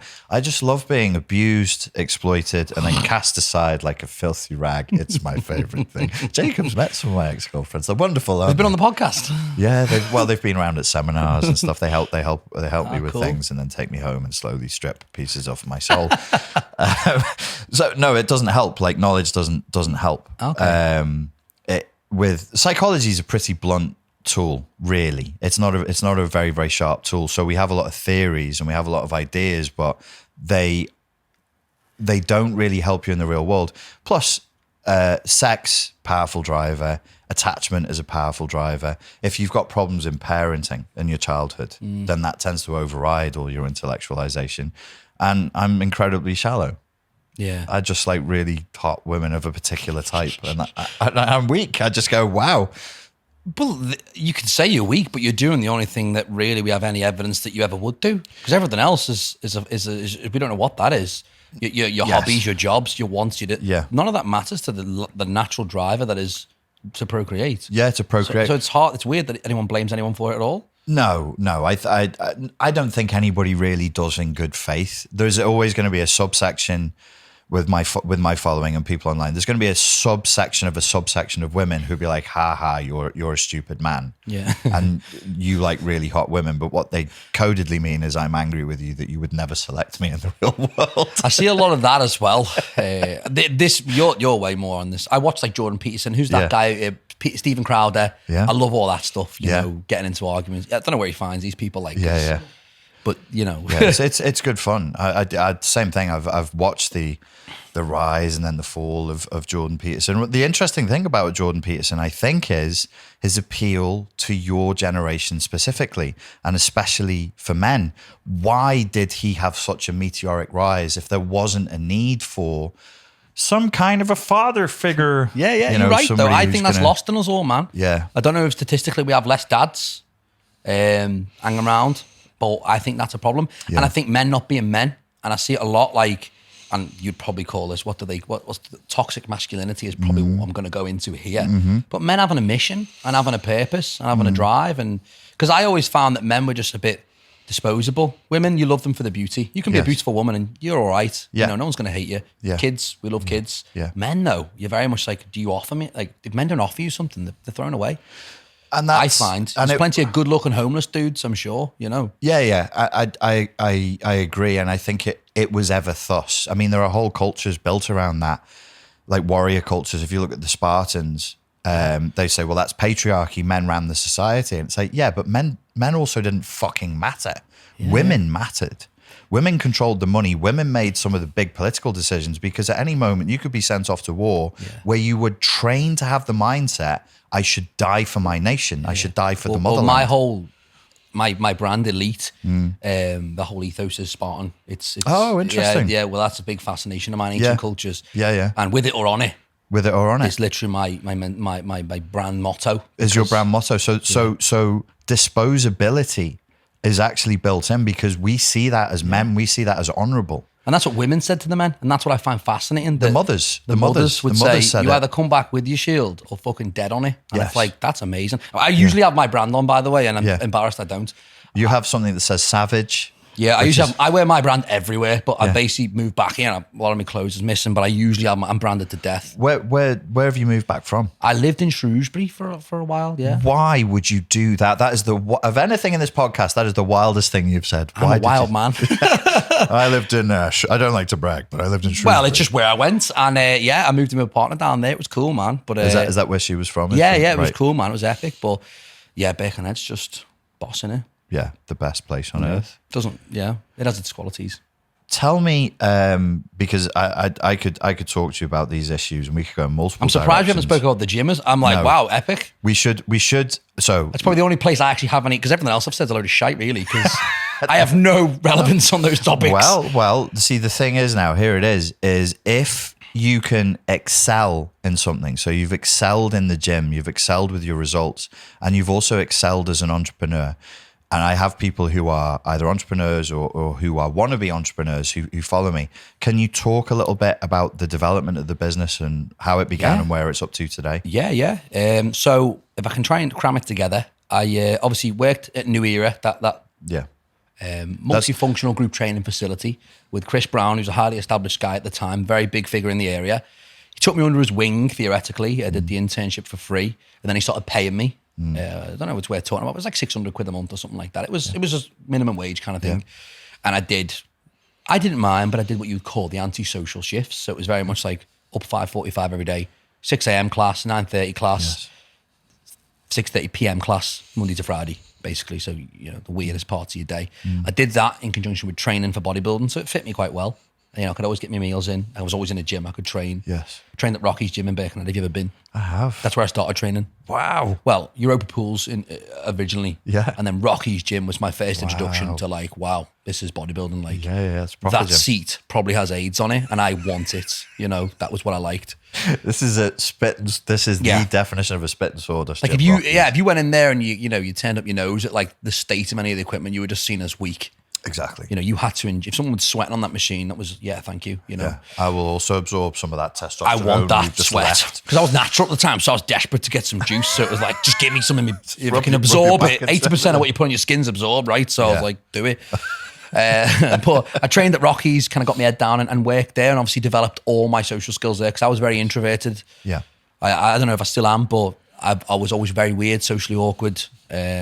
In the Jungian sense, as a young kid, you'd fit the. I used to walk past it. I used to walk past the barbers 4, 5, 6 times because I wanted to know who was in there, what barber was on. You know, didn't like going in the shop. I'd give me mate my money. I'd wait outside. He'd go and pay for things. Yes, I was very weird. So to go and get forced into a group training facility, it's tough. And I just thought, get your head down, do it. And I remember like finding my voice. I was scared to. You have to shout at at these 40 people and stuff. Yes, in the end, I built my confidence to do that, and people really enjoyed it, and I got my head down doing that. Trained hard. Didn't end up competing the year after I first competed. I ended up not competing because I made such tremendous progress. I was like, wow, I actually know a bit more what I'm doing now. Like to go on what I was saying, I found the progressive overload, found the other feature macros, and I really got into that. And I realized, wow, I'm training hard, I'm growing. Why do I have to compete now? I'll do it as a junior, when I'm 23. So I did that and then ended up starting anabolics at like 20. I think I did my first cycle at like 20. Yeah. I had to, didn't I? Like, it's like getting into race car driving and not wanting to be in Formula One. I had to do, I had to do what Arnold did. And I was just making tremendous progress, getting pay increases with the coaching that I was doing. And then about 20 years old, because obviously I worked for someone at this point until I was about 19, I was working for Chris. And then I found online coaching. Yeah. So basically, and a clothing brand, but online coaching, I was like, I need to do some of this because I'm always at home. Like I've got my phone and people are kind of asking about this. It didn't really exist at that time. There was no online coaches. It wasn't a thing. Yeah. And so I started my first post. It was like a picture of my arms and I wasn't that big then. I was like 19. And it was like, if you want to know what I do for my arms, put your email in the comments below. So there's still a photo on my Instagram, like 70 emails on it. And I got all their emails and then I started saying, do you want some coaching? It was like 30 quid a month. And I built that up alongside my wage from the gym. And that was where I thought, okay, I was growing from there. And I worked in New Era till I was about 22. And then at this point, I'll be honest, obviously I was getting paid like, I don't even know if it's a good wage, like 1,200 quid a month or something like that from the gym, which is reasonable, it's good. But, I was doing decent on my own line on top of that. And I was saving money and I was personal training in every hour. I was doing a lot of hours a week, man, as you imagine. And I went to make a gym at this point, so like 22. It's still open now on the Daily Estate. It's called Elite because that's what that was my brand. Yeah. We merged and they used the name. Yeah. And I said to Chris, can I invest in the company kind of thing? Because I wanted to always have my own stuff, And that must suck for him because I look back at it and think, when you're an entrepreneur hiring, it's always tough because I was probably the best hiring decision. Yeah. But at the same time, the best people to hire are probably always going to want to go and do their own thing eventually. Absolutely, yeah. So that was the natural thing. I said, can I invest kind of thing? Can I jump in the business? Can I be a percentage? And he was like, well, it's not the way I want it to go. So I just went and made my own gym. Yeah. And that catastrophically failed. Did it?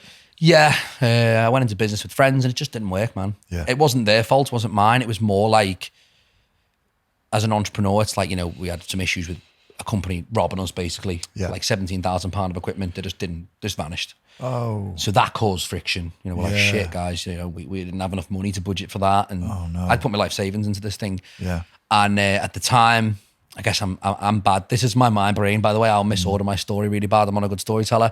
But at the time, I was very addicted to wealth and the idea of looking like I have a lot of money. So I had like a Range Rover on finance and stuff, a Range Rover Sport. It was cool. And, I had that going on as well as the gym. And then I was like, shit, our gym's going to fail and stuff like that. So we got from there. I did the gym, I lost a lot of money in that gym. I want to say at least 20 grand. Yeah. And at 22, that was like everything I had. Yeah. That's a lot of money to lose at that age. Yeah, well, this is probably my tip to being an entrepreneur. Forget being attached to your money, because I hear this all the time. Like, I'm going to save my money, I'm going to pinch my pennies, and then I'm going to save all my money. It's going to compound and I'm like, no, bullshit, make more money. That's my philosophy. Yeah. Make more money. If you're trying to penny pinch on it. Massively focused on making a ton of money and let's saving, I don't know, Savings just, I just think it's a bad idea. Yeah. I don't, but for the right people, it probably works. But if you're an entrepreneur, don't save. Yeah. Make more money. Yeah. So I took a big loss on the gym, sold it to those guys. It's still working now. It's very successful. I encourage everyone to go there. And it's very successful now. And I, with COVID, met my partner who lived in Shrewsbury. With COVID, I had to move away because that decision was forced upon me. I was like, well, I'll sell my gym and I'll go and work down there and try, because I tried to make them both work. I'm messing the story up. But I moved to Shrewsbury. I was getting up at 4 a.m., 3:55 a.m., and getting to the gym on the daily in Prenton at 5:55 a.m. to work until 2 to be back in Shrewsbury about 4:30. I did that for about 6 months in my defence. Really? Yeah. Shit. I was making it work because I was doing my own group training in there, so it was making me money. So Shrewsbury's... an hour and 45 minutes. Oh, God. Yeah. And this is why my Range Rover was broke, because Range Rovers do that. So I had to buy another car to get me to there. And I was battling Santander in court because my Range Rover was broke. And I was like, guys, it's been broke since the second day I had it. But because of my infinite wisdom as an idiot, I was like, I want to keep it. Yeah. I didn't give it back. So it took 2 years. I did win that. So there is some positivity in the story. Yeah. But it was a bit of a dark time, man. I was like, I was trying to make that work. My training was in the shit because I was getting up at 3:55 and I was going to bed at like 12. I mean, I couldn't make that work. You've got no chance. I had no chance. I weren't training. COVID came. So I thought, right, have the gym, sold it for nothing to what it was worth, but it's fine. It's business.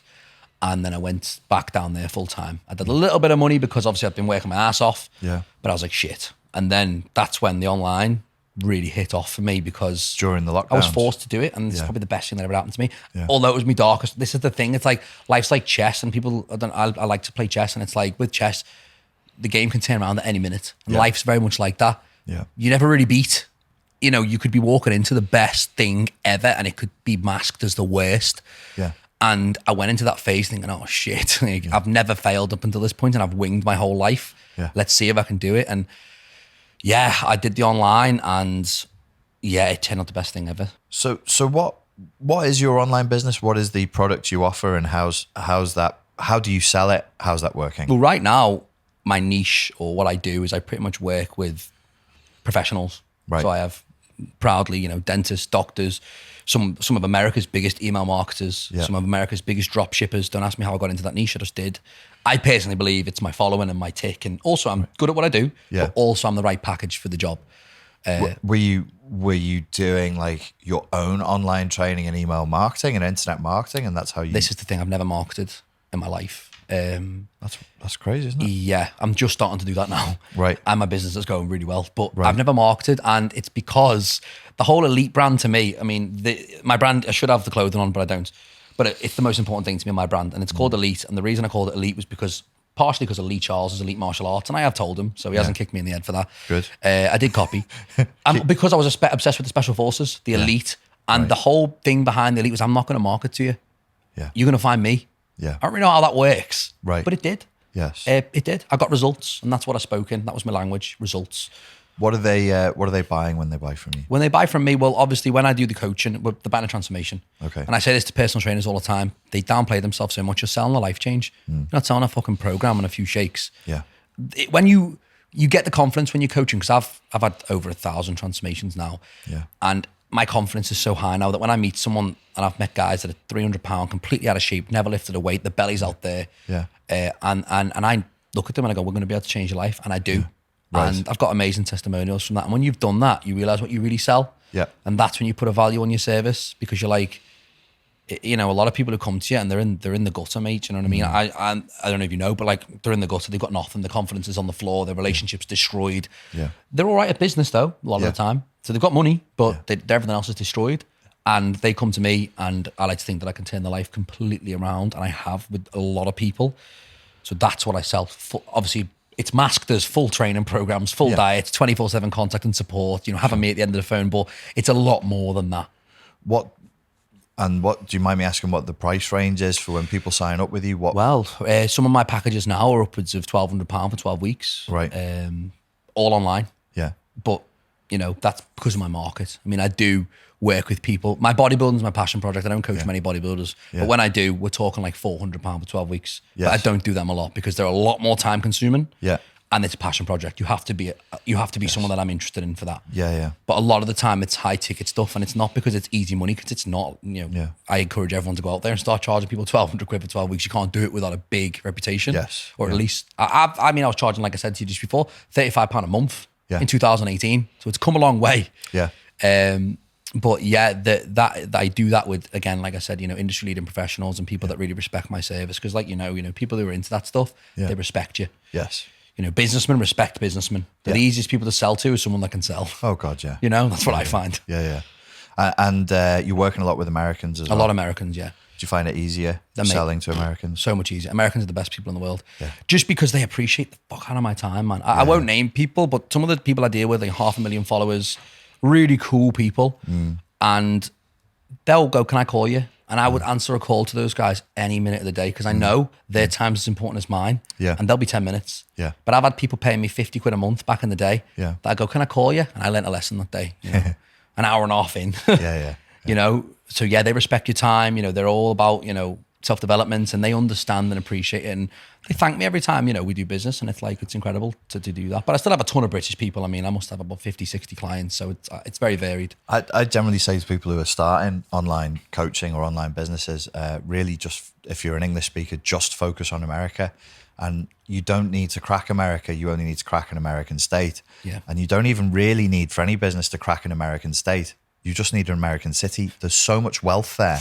And Americans are used to, there's no friction with paying. Like if you can give them a thing, they'll give you the money, and they don't question it. It's not true of other cultures and other countries. England's a bit different, but again, like when I say it's easy to, I've done selling courses. I've watched Jordan Belfort. Chris Brown's an incredible salesman. I've done high level sales, and although it's all great, I find that when you put it really down to the basics and go, how much do you want this transformation? If I could get your belly gone in 12 weeks, what would that be worth? And I'm like, well, theoretically, if they put no effort into most of them, it's worth the price. Well, you're selling a result. You're selling a I'm solution. selling a result. I am, to a problem. Nobody should be in your game thinking that they're selling. If you think you're selling a training program, then of course you'll lowball it, because you can get a fucking training program for free off a website. Well, it's funny because, you type in diets on the internet, I think there's 3 billion results. Go fucking find them. Yeah. You're not paying me for that. Yeah. But like I said, man, I mean, I'm not a business mentor yet. That might be something I go into eventually, because I think that industry is starting to get a bit weird. There's people asking for way too much for way too little. I've been in the game longer than half these people. You wanted a more bullshit industry than fitness, business mentorship. And it's always been. I'm noticing that now. I started with internet marketing back in 2003. Wow. Weird bullshit, full of logical fallacies, cognitive biases, and pure superstition. Yeah, it's very high ticket sales. And it's a trickle. It's like pyramid schemes. It's high ticket sales to train you to coach you to be a coach, to ask other people for high ticket sales to train them to coach them for. It never made sense to me. The fucking human centipede. Why a mentor would make money teaching you about something they don't make money in themselves. I will leave that to everybody else, but that's the wonder of business marketing. That's why I'm not in business mentorship, because I'm happy making money coaching. Why do I need to teach you how to coach? And also because you're not a piece of shit. I'm also not a piece of shit. You've got to be a bit of a twat of a human being to think that that's an okay way to make money. I mean, there are but people that's a big thing now. It's huge, and that's kind of what I mean is like for what I'm doing. And when you sell to people, it's very easy because you just the result to them makes sense, and they're happy to invest because it's an investment. And I don't think people truly see it, and there's plenty of people that probably scoff at some of the prices I've just thrown at them, and that's fine because they don't have to pay it. Yeah. But I think what I would say to new coaches coming on the scene is, I don't know what this obsession is. We're like, I want, my client's doing 10K a month in 3 months, and I'm like, I've been doing this 10 years. I definitely think I'm at a high level. I definitely am. I'm very well known and well recognized, and I still that is numbers that I talk about, and it's like the disrespect almost to people to come into the fitness industry and go, I want to be making 10 grand a month. And they've just got their qualification. It's like, it's never going to work. So it's okay. I agree. But why do you see it as being disrespectful? Well, I don't. I just think it's not, I just don't think it's going to work. That's all. I think it's it's not disrespectful, but it's just if coaches have been doing unrealistic. Well, it's unrealistic, isn't it? It's just they're just coming into it thinking it's easy. It's not disrespectful. It's naive. That's probably the word I would use. Oh, well, that coach, it's very simple. That coach is doing, 10 grand a month. I want to do that too. Well, yeah. Do you ever know there was a big spike in driving instructors once in the United Kingdom? No, I didn't know that. Yeah, I applied this to coaching once because driving instructors were getting £30 an hour, and every Tom, Dick and Harry was going, fucking hell. Right. I want £30 an hour sitting in my car all day teaching people how to drive. Yeah. It's very like that with personal training. Right. People don't look at me because I don't have that I don't put out a flashy lifestyle or anything, but they do look at some coaches and go, I want the 10 grand a month. I'm in shape. Yeah. Why can't it happen? And I actually think you can defend the position that it is disrespectful in a way. It's disrespectful in multiple ways. It kind of disrespects the principles of business itself. You should never turn up to an industry and just expect to be paid like the people who've been at it for 10, 15 years. Well, I think that might be what I mean, because I never got into this for money because I didn't think there was any fucking money in it. I got into it because it was the only thing I was good at. And I worked in Asda where I was paid £800 a month to just do shit. Yeah. So to me, it was an escape and it was something I enjoyed. Yeah. And now it's transcended in something where I can gratefully make a living and think about the future. But my point of disrespect was they're just thinking, wow, money. I want some of that. Yeah. It's fitness.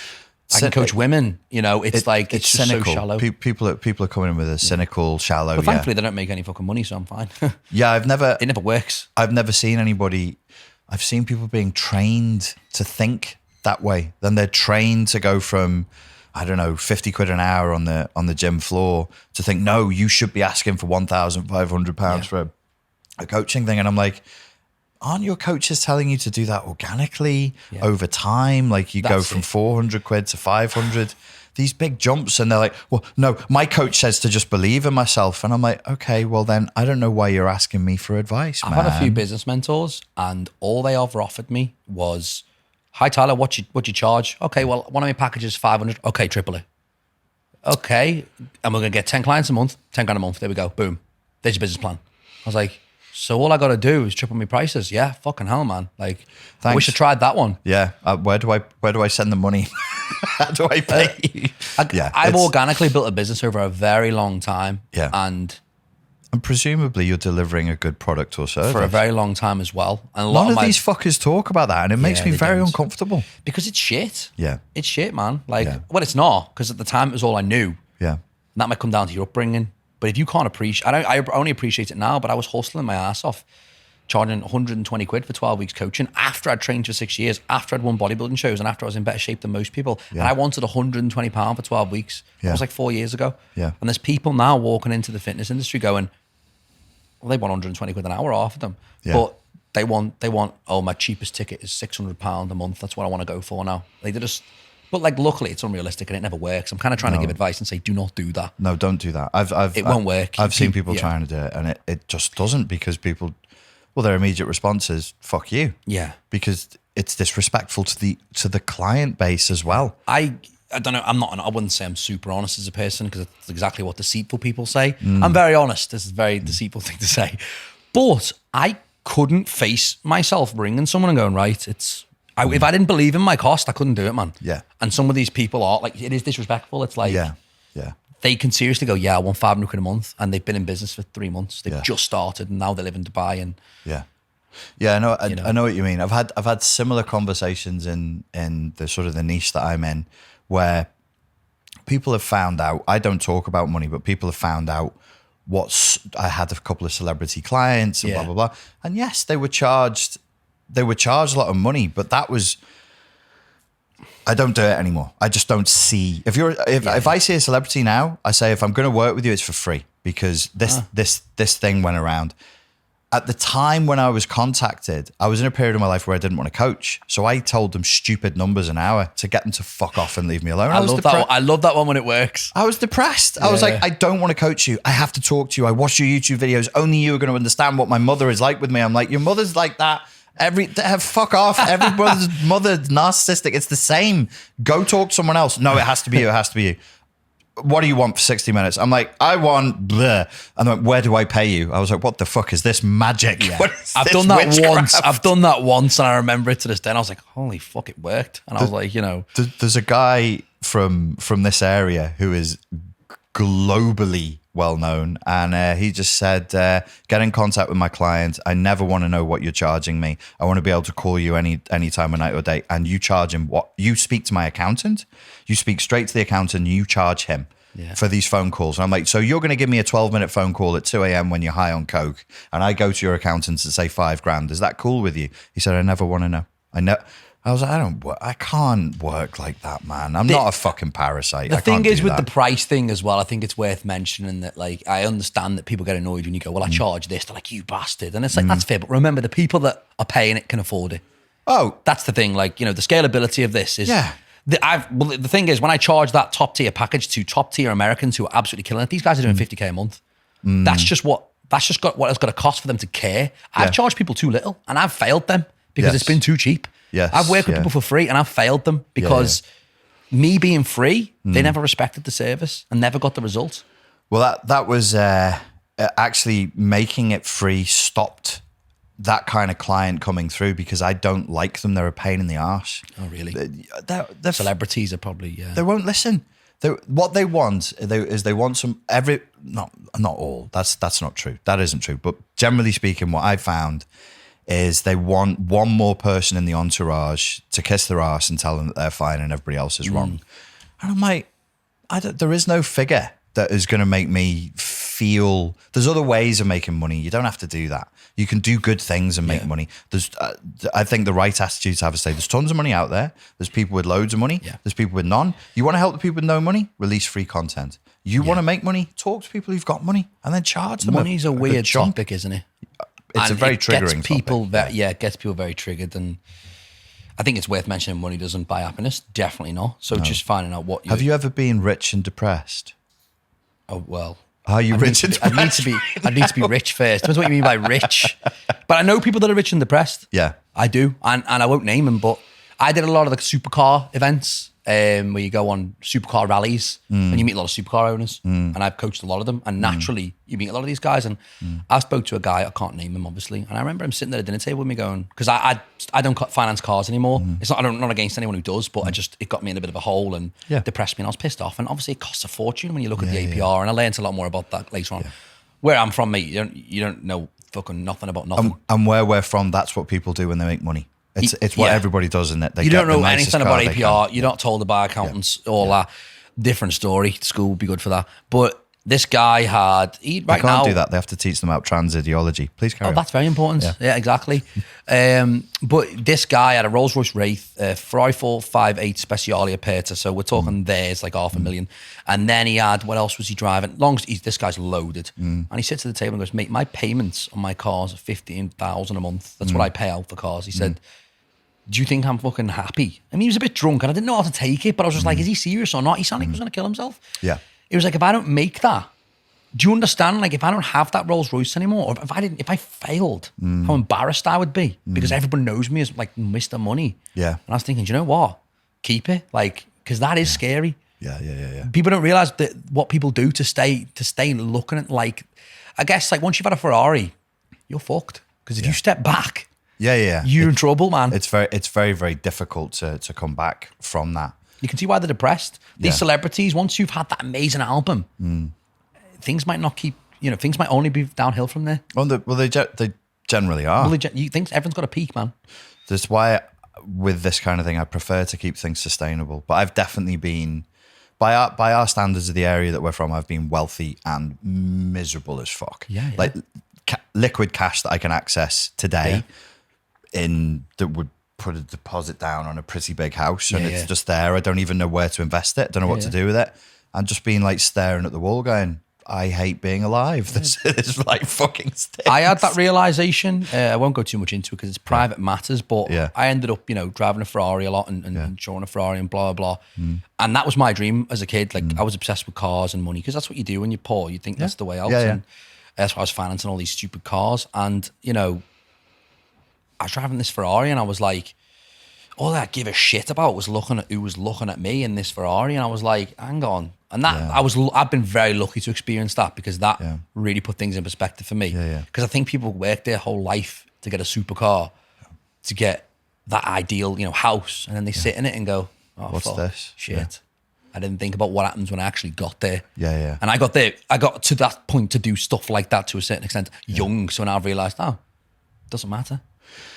The thing, I quite like cars, but like Ferraris and even like a Maserati cars. or something. Maseratis are lovely. I'm weird. I don't want to live that. I always want it off in the future. Even if I can afford it, I want that sort. It's almost like a sexual fantasy. It's like I want that to remain aspirational. I don't want to live it. It's It's sort of like, I think you're right though. I know it fucks with my motivational It's better strategy. in your head. It is, man. That's what I say to everybody.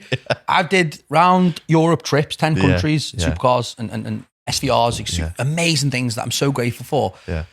But in your head, it's so much better. Because as soon as you do it, you're like, I'm in a car that's just the same as once fantasies become real, they're never the same. And, but I guess it's like Dan Blazaren said, Dan Blazaren said something like, as much as he doesn't say many logical things, he said a really good thing once. And it was like, once you hit happiness can only be at a 10. Like once you've hit a 10, there's no higher a 10 can go. So when you bought a Ferrari, you're at a 10. And now the 10's set. So unless you're buying a Bugatti, whatever after that is lower. You've set that.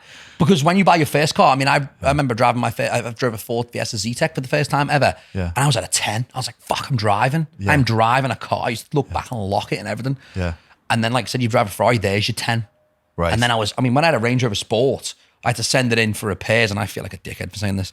I used to send it in for repairs, and they give me a 5 Series, a 2009 5 Series, and I was like, oh, I was disgusted.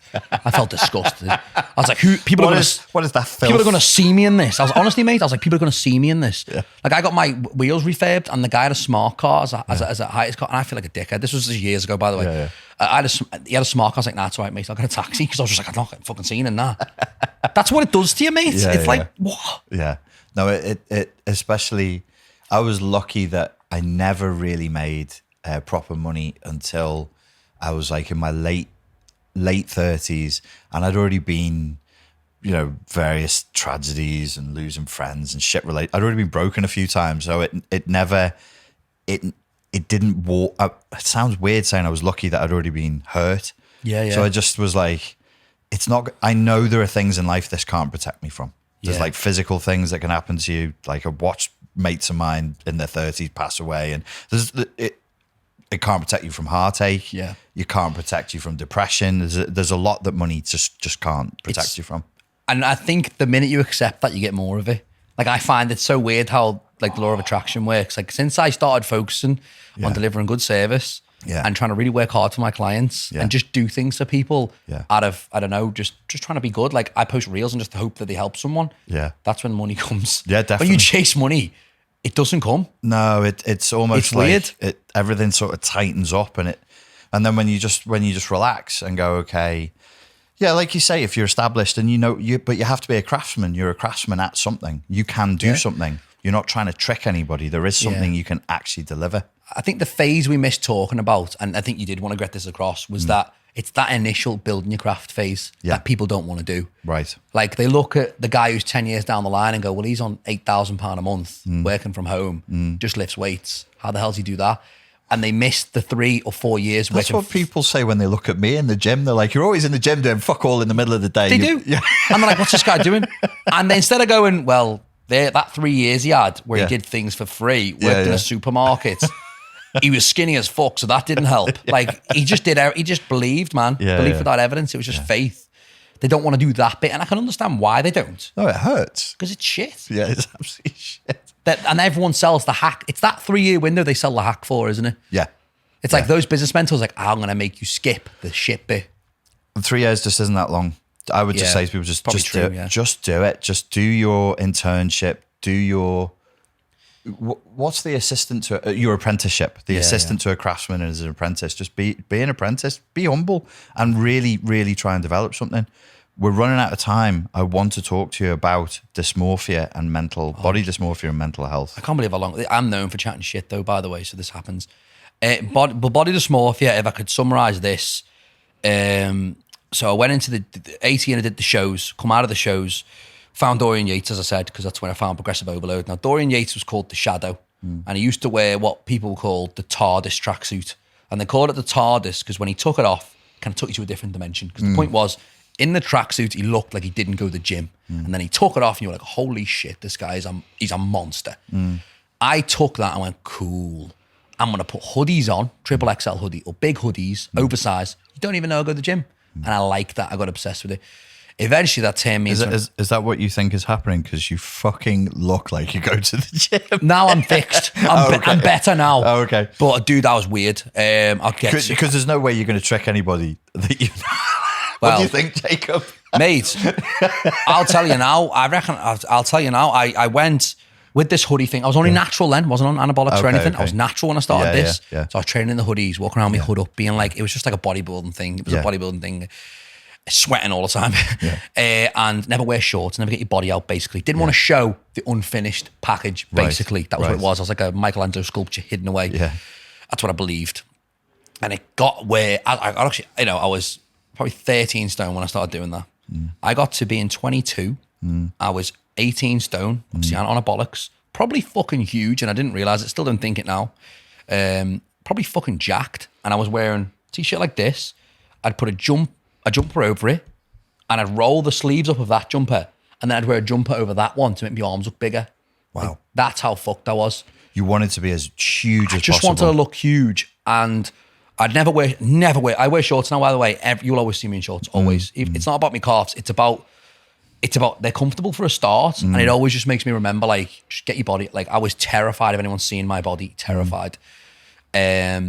And yeah, I would wear 3 jumpers. Like, if I was sitting at home in my flat and one of my mates knocked and I was in a t-shirt, because I would do that at home, I'd be like, shit, I'd have to run around, put my jumper on, put my zip-up jacket on over my jumper so they wouldn't know I had 2 jumpers on. To look bigger, I guess. I don't know what I was doing, but it's called bigger X here. It's definitely a thing. And it wasn't as an ego to, like, I'm bigger than you. It was to defend myself and say, like, I didn't want to disappoint anyone, because I think on Instagram I look jacked. Yeah.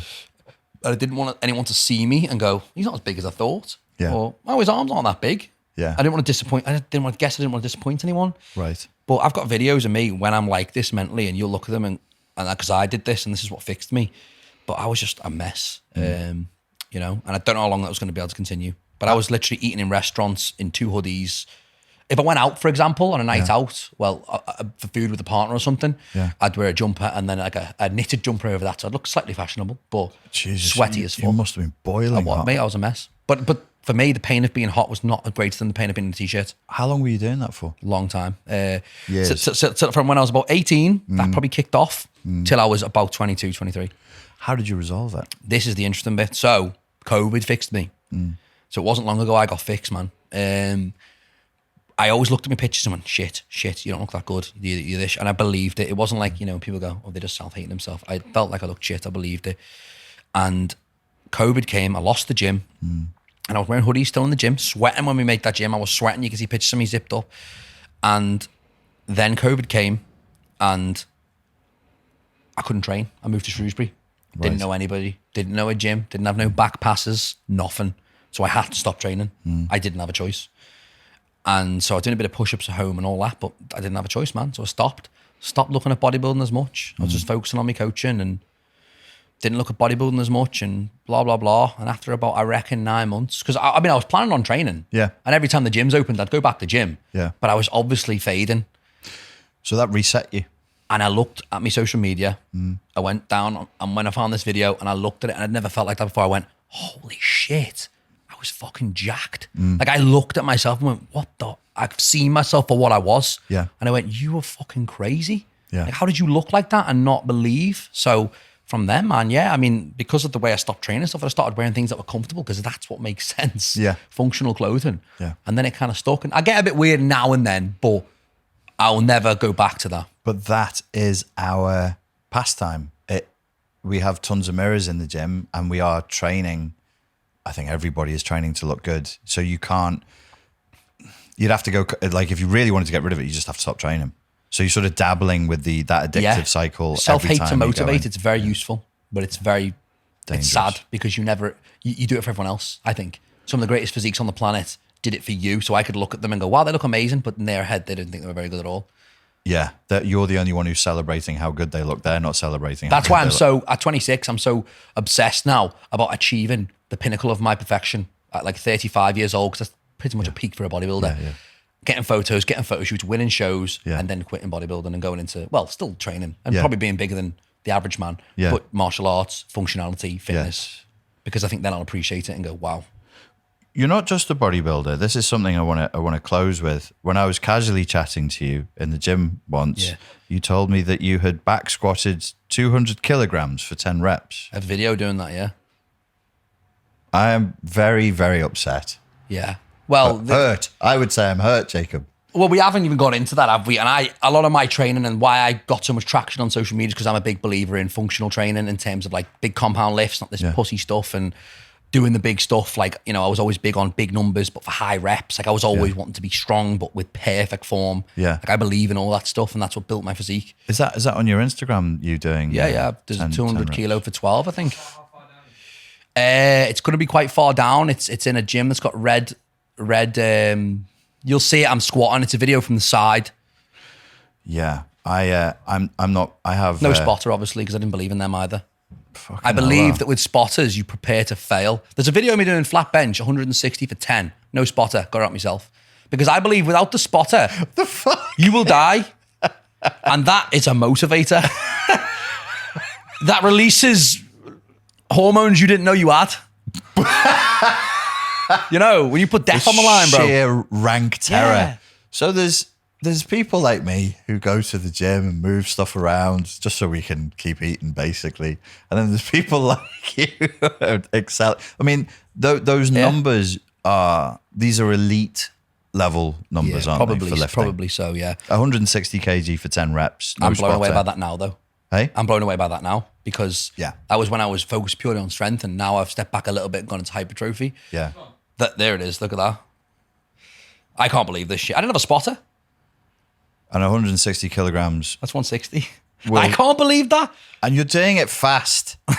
Oh, for fuck's sake. Jacob, Mate, I listen. can't believe that, though. Yeah.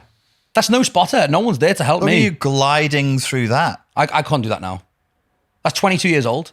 Look at That the is- hoodie. I've got 2 jumpers on under that to make my arms look bigger. Fucking hell, mate. Yeah, okay. That's some proper. Yeah. I was strong, man. And I'll be stronger. I might be as strong as, again, I don't know. I don't know if strength fully links into hypertrophy as much as I used to believe. So So your beliefs have shifted around that a little bit. a little bit, yeah. Yeah. Just because I was doing those numbers and there's pro bodybuilders that weren't doing those numbers that had bigger chests than me, and I was going, Oh, there won't be pro bodybuilders who would. well, this is it. I was looking at they'll be taking a cable and doing this. well, I was looking at my favourite They go, physiques "I'm just and they weren't working doing this that. bit here." Yeah, that's it. They weren't doing that. I was going, Jay Cutler does less than me on bench, but Jay Cutler's chest is twice as big. I feel ripped off. Yeah, yeah. I'm risking injury. Yeah. I'm doing more weight than I need to do. But there was a whole movement and there was tons of articles. I remember T-Nation always used to say it, like the stronger you are, the bigger your muscles will be. It's simple logic. And I'm like, but if I go to the gym, like what you're saying in real life just doesn't fucking follow through. Yeah, the law of diminishing returns kicks in, and strength is skill-based, neurological based. Obviously, I've gone about Yes. this all day. There's a lot more. There's to an extent, it makes sense. And Yeah. I've experienced that. But after a certain point, Yes. you can't go up in weights anymore. You must Yeah. refine the movement. Right. And bodybuilders are absolute experts at becoming as inefficient as physically possible, because that's the very opposite to strength. When you want to get strong, you want to be efficient. You want to use your body to its max potential to move that weight. Bodybuilders are the opposite. They want to completely strip down the whole physique and use just that target muscle. Yes. Squatting would be an example. Like Yeah. someone that wants to do things for strength would bounce out of the hole. They would drop themselves in momentum, utilize the tendons and the elasticity of the move. Whereas bodybuilders truly would stop. They would slowly descend, coil like a spring, stop in the hole, and then explode out. But it would all be completely different to what a powerlifter would do. And the second thing that you've described would mean that you'd probably need to drop your weight by 20% or That's it. something like That's that. it. A fifth. Less weight, more utilization, which Yes. creates the ability to do more weight with more utilization. Yes. But it's like, the point is, a bodybuilder doing 140 bench is very different to a powerlifter doing 140 bench. Yes. The bodybuilder could probably do 180. Yeah. That's how I think of it now, Yeah, because yeah. I could probably still do that 160, but would I hell do it? Yeah, yeah. I do it a lot slower now Yeah. because the strength's still there, but Yes. I know that I could do things better, because you're at risk of injury a little bit more when you utilize your body like that. And you've got to be careful with your priorities, haven't you? Because there is only so many days in the week and so many hours in a day, and there's recovery to consider. And Well, once I seen the volume, I was putting out doing 160 for 10 times 4. I mean, you're talking about flinging the fucking thing around. 6,000 kilograms in my first exercise moved. Yeah. And then I'm doing dips. Then I'm doing flies. That's a lot of pressure for your body Yeah, to recover so- from. Mate, I could keep talking to We you for could talk hours. all day, to be fair. And we Yeah. haven't even. We've spoke about amazing, cool things I didn't expect to talk about. So Yeah, there's other stuff I'd like to get into with you, so I'd like to have you on again if Yeah, you're, I'd love if you're it, up mate. for it. But thank you very much for coming. I really appreciate it, mate. I do. Thank you. I do. Well, get me some counselling as well. yeah, free, well, that's the thing. If you upsell? you start chatting to me in the gym and you can get some free counselling as long as you buy me a protein shake. I'll sit outside with you in the sun. Sound. And We'll see how long that lasts, mate. Because people ask me for free training. I'm like, fucking hell. Oh, I don't charge for counselling anymore, so I only do it for free. Oh, really? Yeah, it means I could tell people to fuck off at any time. I'm like, What's your agenda? yeah, I just sell. My agenda's just selling books and courses and stuff. That's stuff, cool, man. Stuff where I don't have to speak to people face to face. Well, thank you very much. My ego is truly damaged in tatters, but it has been an absolute pleasure chatting to this gentleman. We'll have him on again. Ladies and gentlemen, thank you also very much for your time and for your attention, and I look forward to speaking to you again soon.